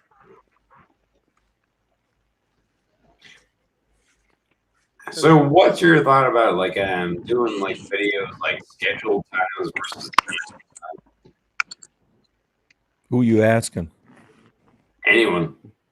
I would love to be able. I would love to be able to upload a scheduled video every Tuesday or every Thursday, but with my schedule, my work schedule, I can't do it. So I throw it up whenever I can. I had 3 live streams that I was on this week, so that took away all my editing time. So hey, I'm not going to have a video this week. We'll have it next week. So. Plus, I got my own show on Sunday. So but what time are you going out on a Sunday, Jeff? I'm at 7 o'clock Central Time. What time is it by you right now? Ryan? It's just 25 past midnight in the UK.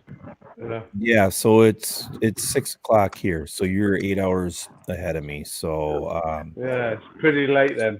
Pretty late. Yeah, you'd have to watch the replay for mine.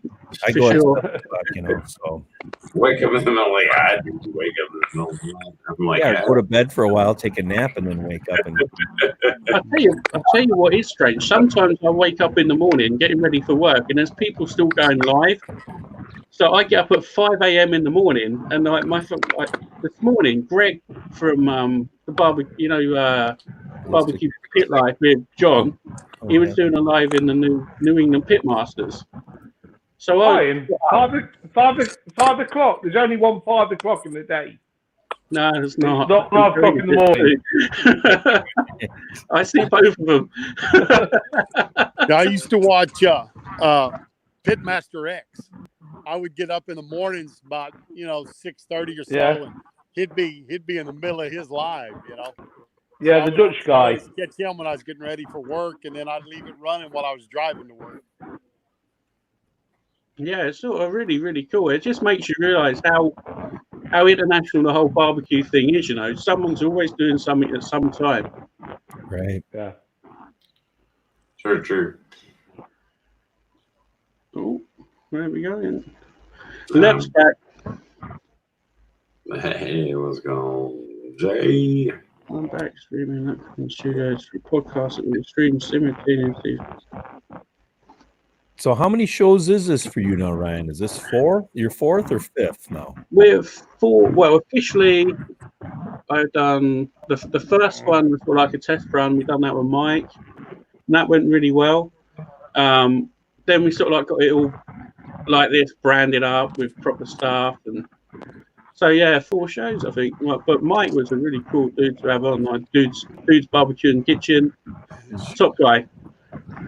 And of course, that's the only one I've my missed is Mike. My internet is spotty at best right now, so I'm gonna get off here because y'all keep pixelating. I'm gonna try to watch in, but it's our internet out here so bad out in the boonies. But hey, y'all take care. Sorry I couldn't. It's all right, Johnny. Nice Yeah. Sorry, my show was so not great. No, I love it when you go live, Charlie. It's amazing. It's like anything can happen. You're like proper on one. I had 2 weeks in a row on my show where I had technical difficulties, and I was able to survive and make it through it. But man, when things go wrong and you're running it by yourself, you start panicking. It sucks. But oh well. That's why it's kind of nice me and Matt doing it. Like Matt he's an IT guy, I just work in engineering. I can talk and talk and talk and talk. Anything goes wrong, Matt sorts it out basically. he's really, really good at doing that sort of stuff. I don't know. Ryan, it's because you sit in a room on your own all day. That's why you can talk and talk and talk. The only person I talk to is myself, and that gets boring sometimes,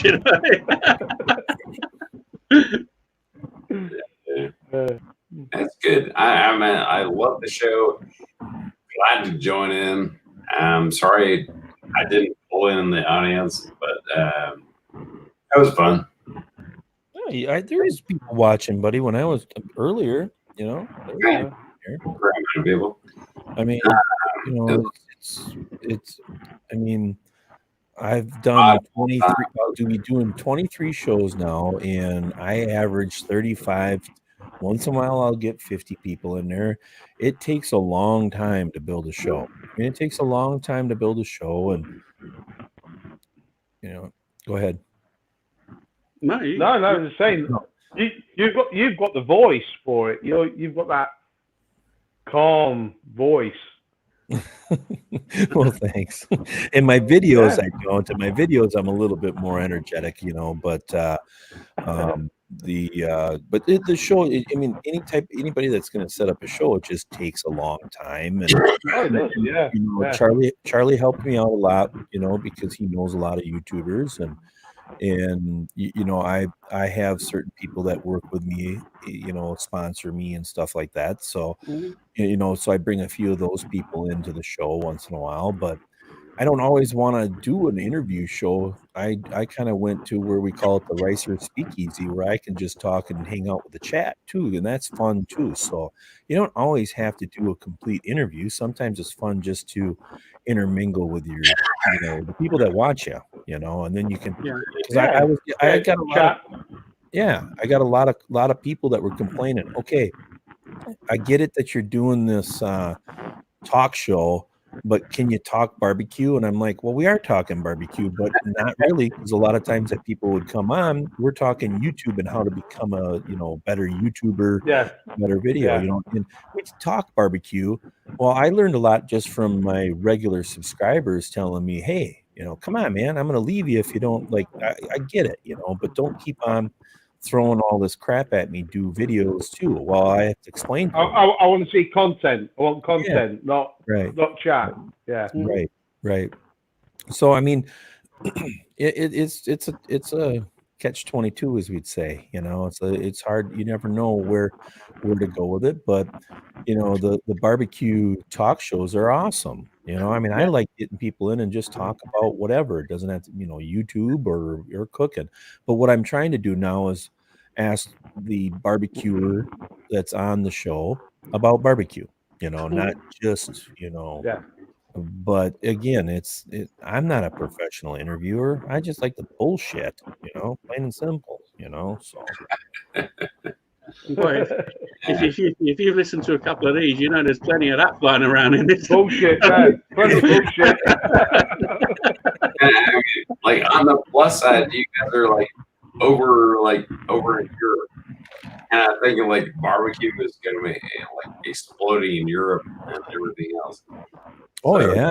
That's where you guys will get the time zone difference. So you guys will actually rock it on that side.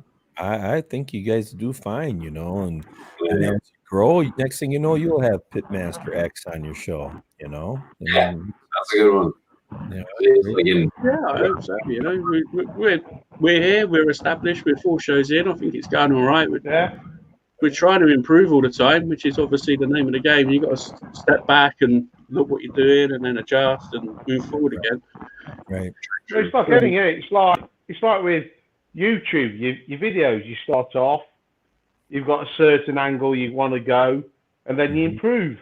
Right. And I think that's what you're doing. Right.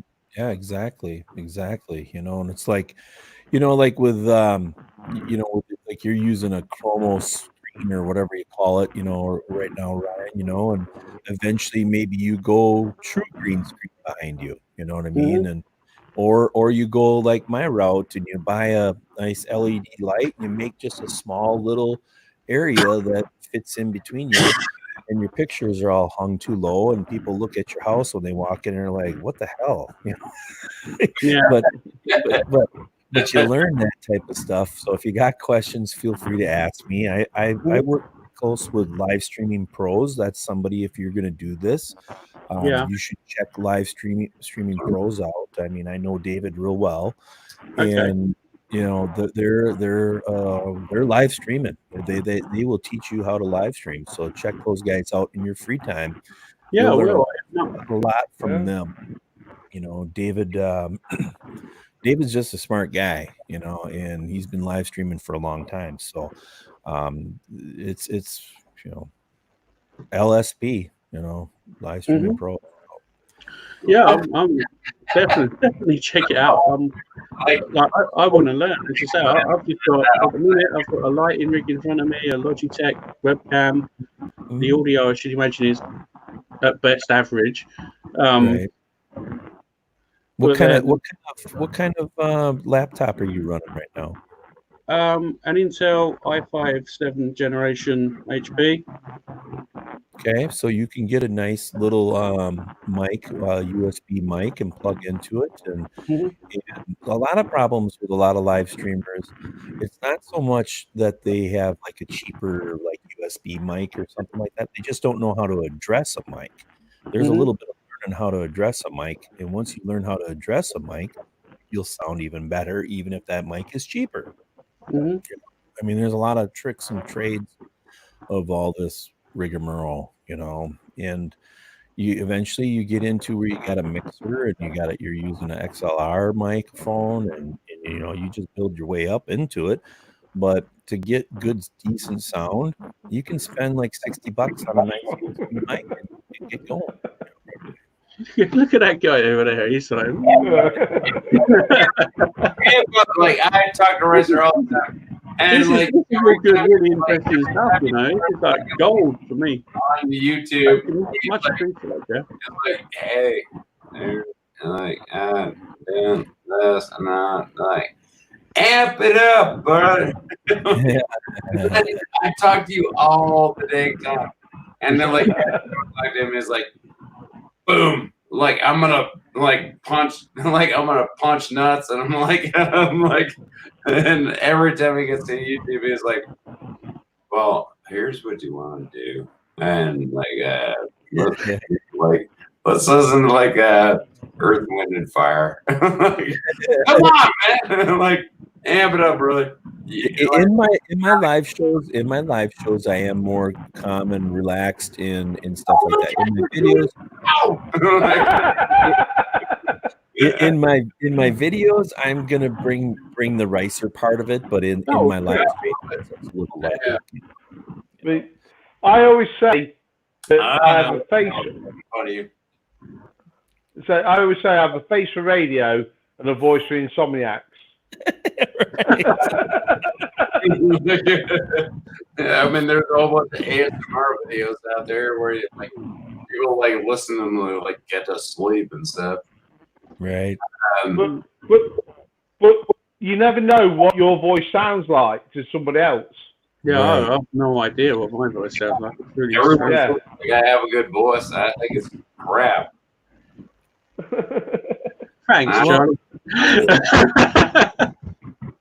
I've been called the voice on like a whole bunch of different and everyone's like, "Oh, you're the voice." I'm like, man, I don't freaking know.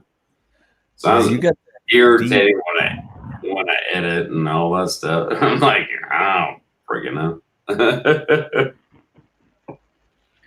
But audio is very important. That's probably your biggest, most important. Amp it up.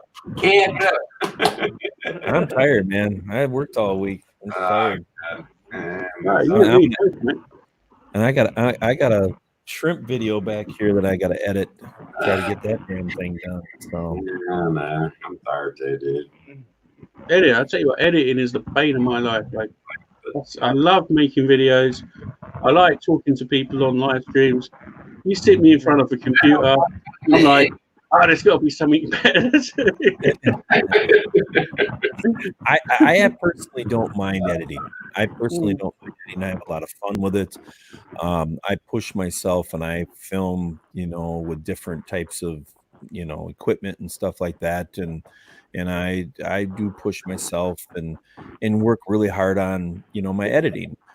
But I have fun doing it. But I also will put 20 hours into like the last brisket video that I did with an Ultra Q and all this. That's a 20-hour video. That was a 20-hour edit video. It took me 20 I can believe it.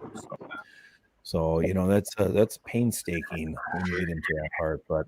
But typically editing to me isn't that big a deal. The hard part is I don't plan anything. The night before I'll say, I'm going to do this video. I just talked with my wife. She goes, "Are you going to do a video tomorrow?" "Yeah, I'm going to do hamburgers." Okay, I haven't even thought about it. I mean, I know how I do hamburgers all the time. Well, now I have to do it, but the problem is sometimes you know how when you're filming, you forget to say certain things because I don't have time to sit and write out a script when I'm cooking. If it pops in my head, I say it. So I'm off the cuff all the time as well. I can't. No, life's too short. If I sort of like do it and say it, and hopefully it's okay. Sometimes it's good, sometimes it's average. But I tell you what, I'm having trouble at the minute. I've been trying to make one video for the past 2 months. I've been trying to make Scotch eggs. Charlie's got his hat off. I've been trying to make Scotch eggs, yeah? With the runny yolk. Mm-hmm. The first time I tried to do it, I couldn't peel the eggs, yeah? Because I learned if you're going to peel the eggs, you need older eggs to peel the eggs. The second time I done it, the eggs went over, right? So they were messed up before I put them on the grill. Third time I done it, I wrapped them up. They come out well, and then for some reason they popped in the fridge in the clean film. So it's been my bogey video, man. But I'm not giving up on it. I'm going to try again this weekend. But I've just had so much. I've wasted a lot of food, and I don't like wasting food. But it hasn't turned out. Yeah. And it's like, I have 2 videos that I scrapped, and it was because I talked too cocky and said, this is gonna be, and it's both the same damn cook. Both the same damn cook. I'm gonna cook the real people are gonna eat this cook. Medium rare steak. I'm gonna put it's gonna happen. It's gonna be the perfect medium rare steak. And twice when I'm filming, it's like, oh, and then all of a sudden, bam, it's not the perfect, it's a medium. And I was so pissed, and I scrapped both those videos, and I put a lot of work into the beginning of it. And well, I finally have it. I finally have that video up. I mean, it was last fall. And because I was doing what I call the grocery store steak. You go up to the grocery store and you get your grocery store steak. It's not like that old butcher cut, it's a grocery store steak. And both times it was a matter of, and I ain't lying to you when I say 30 seconds, I left it on there too long. And it's like, I cut it open, and instantly, because I was such an arrogant a-hole in the beginning, I'm like, oh yeah, this is gonna be a perfect medium rare steak. This is how you do it. And then all of a sudden, nothing. I'm like, yeah, So we all have that stuff. We all have that. But, typically, if it's cooking most stuff, you can work through it. But if you talk too smart-assy in the beginning of it, be ready for a fail. Yeah. That's been the bane of my life. And now it's like, I've got to get it done because I want to get it done, I can cook any big meat you put in front of me because it's easy. You've got time, you sort of evaluate it, feel it, look at the temperature, see how it's going. It's just little things like that. They're so difficult because you've got to be so precise. It's literally pulling it off, putting it in the ice water, peeling the bloody thing is another thing. It's like, that's tough. That's a tough cook. That's right. Yeah, it is. It's something that's so small and so tasty and it's really simple. It's far from easy. Believe me. The latest cook I did was waffles. No, right. Waffles. And trying to get the waffle iron to the right temperature. Right. So A, it doesn't stick, and B, it cooks it through and releases the waffle. I tried 2 or 3 different waffle irons before I managed to get a waffle. But the day before when I practiced, every one came out. Boing, boing, boing. Yep. Bang, bang, bang, yeah. As soon as you turn the camera on, no. Yeah. Again, the magic of editing, film everything. That's what I do. Generally, if I'm cooking everything, I will film it if I know it's for a video. If it doesn't work, you scrap it. which I've done lots of times lately. I'll tell you, like everything I've cooked, like actually is cooked, and actually did turn out well. And Chris from Eastman Farm says it's all heard rice or burn steaks. Chris is in here. We're doing good in Parts Unknown or whatever else. Yeah. But yeah, everything I've cooked, like, I mean, the last thing I think I like actually screwed up was like years ago, like, and I made a pot roast and it turned out like sawdust. Why? I don't know. But my poor kids were like, "Oh yeah, this is real good," and I'm like, "No, it isn't." Yeah, no, I mean, I don't know, like 5 years ago or something like that. There's a brisket cook I did it like a month ago or whatever, and you know, I started getting drunker than a skunk at the end of that cook, and I pushed it, and I'm like, I knew it. My inner gut was telling me, pull it. It's 205. It's done. Pull it. I'm like, no. Let's get it a little, push it, and I completely. I mean, it's overdone. It's overdone, and I pull that one piece out, and break some half, and I'm like, you know, I'm so pissed, and but like.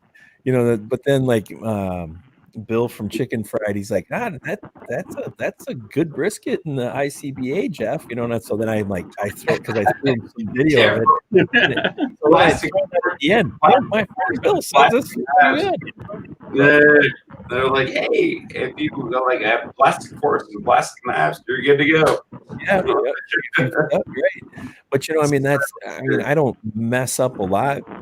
You know, like I say, I've had 2 videos that I had to trash, and it was all because in both of those I talked so much shit about how this is going to be the best grocery store steak at medium rare that you can't believe how good it's going to be, and it's so simple. And then both of them turned out to that. I hit right at 140. I'm like, oh my god, I'm 140. You know, and that's medium, and I'm like, oh, you prick. You know, but oh well, you know. You can. I mean, you can. Just as you say, yeah. I mean, you're pissed, but it's still fun, you know. It's a learning curve, you know. That's the thing.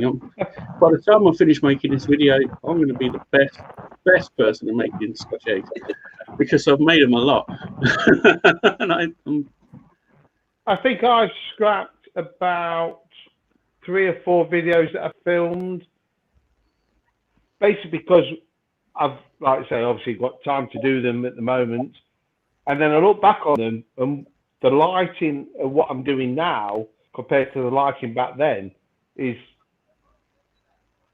different. So, you know, it's a better quality. So I've actually scrapped the videos because, you know, I don't think they're good enough to put out now, but I will redo them later.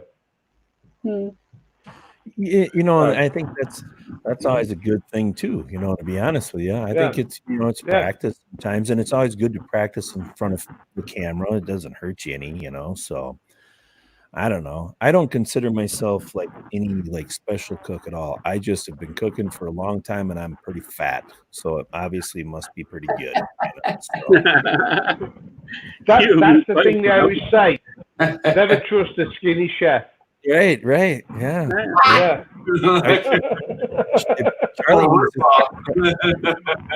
Charlie needs to throw like a pillow underneath this. Buddy.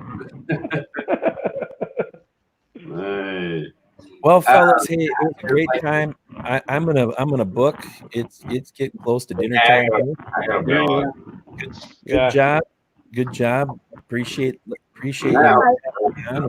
Superstar. Oh yeah. Before you go, Jeff, this is my son. Hello, young man. How you doing? I'm Ricer. That's Alfie. Hello. He's 14. He's just managed to get himself how do you say it, Alf? Monetized. He's just got monetized through his channel. Good job. Years old. Congratulations. You make a little bit of money, buddy. Yay. Take half of it, invest back into your channel. Just I'm remember. gonna start taking pictures of the trains, man. I don't know what you're doing, but works for me. Trains and barbecue. How about Yeah, that? there you go. Perfect. Train Spotters Barbecue. Yeah, right. Train spotting barbecue. There you go. Yeah, contact me, Ryan, if you want me to come on. So anytime. Okay, I will do, Jeff. Thank you very much. Much appreciated, mate. Have a great weekend. We'll talk to you soon. Yeah, we'll do. Cheers. Stay safe, mate. Have a good weekend. Bye-bye. Bye now. See you later, Charlie. All right, later, Mercer. Oh, man. Spotting barbecue. I'm down for that other day.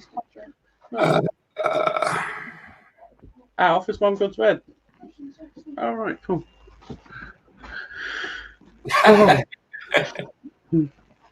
Yeah. Wow, where are we? 10 to 1 in the morning. 3 hours. Matt's going to be moving up later. Spotting barbecue. Huh? Yeah, so, yeah, good show. Good show, Ryan. No, thank you Good show, very Charlie. much. I don't know if I go with a good show. Like, that was a terrible guess. Average at best. Yeah, I know. Like, I'll tell you what, Charlie, always a pleasure talking to you. Aaron's talking as well. It's lovely talking to you two guys. Thanks for everyone who joined in. I'm going to wrap this up now because yeah, no problem. Go feed some people. Shame we didn't see you your top list tonight, Lep. Thanks for watching, Chris. Who else is in? Rick. Everyone. Now, I've been ignoring. I gotta eat a couple of sandwiches and some ice cream at this point. Because that's every single night.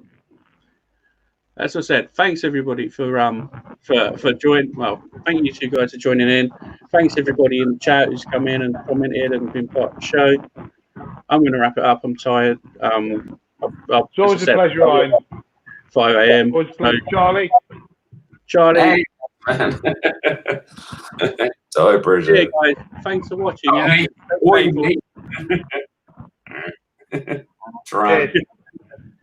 Bye bye. Charlie, cheers, mate. Much appreciated. Great interview. 100%. Every day under the sun. Yeah. For sure. You got to do a long live, and I'm going to stay on and get real drunk with you one night. Now I've got rules. I can't stay on really long because I've got to save the StreamYard time. And Matt gets a bit sort of, oh, you've done all the hours. Fortunately, it's like Friday, so I can actually maybe. Well, I can't sleep in, but close enough. No, cheers, mate. Thanks for the interview. Much appreciated, mate. Anytime. Right. See you soon. Bye, everyone. Later on. Ooh.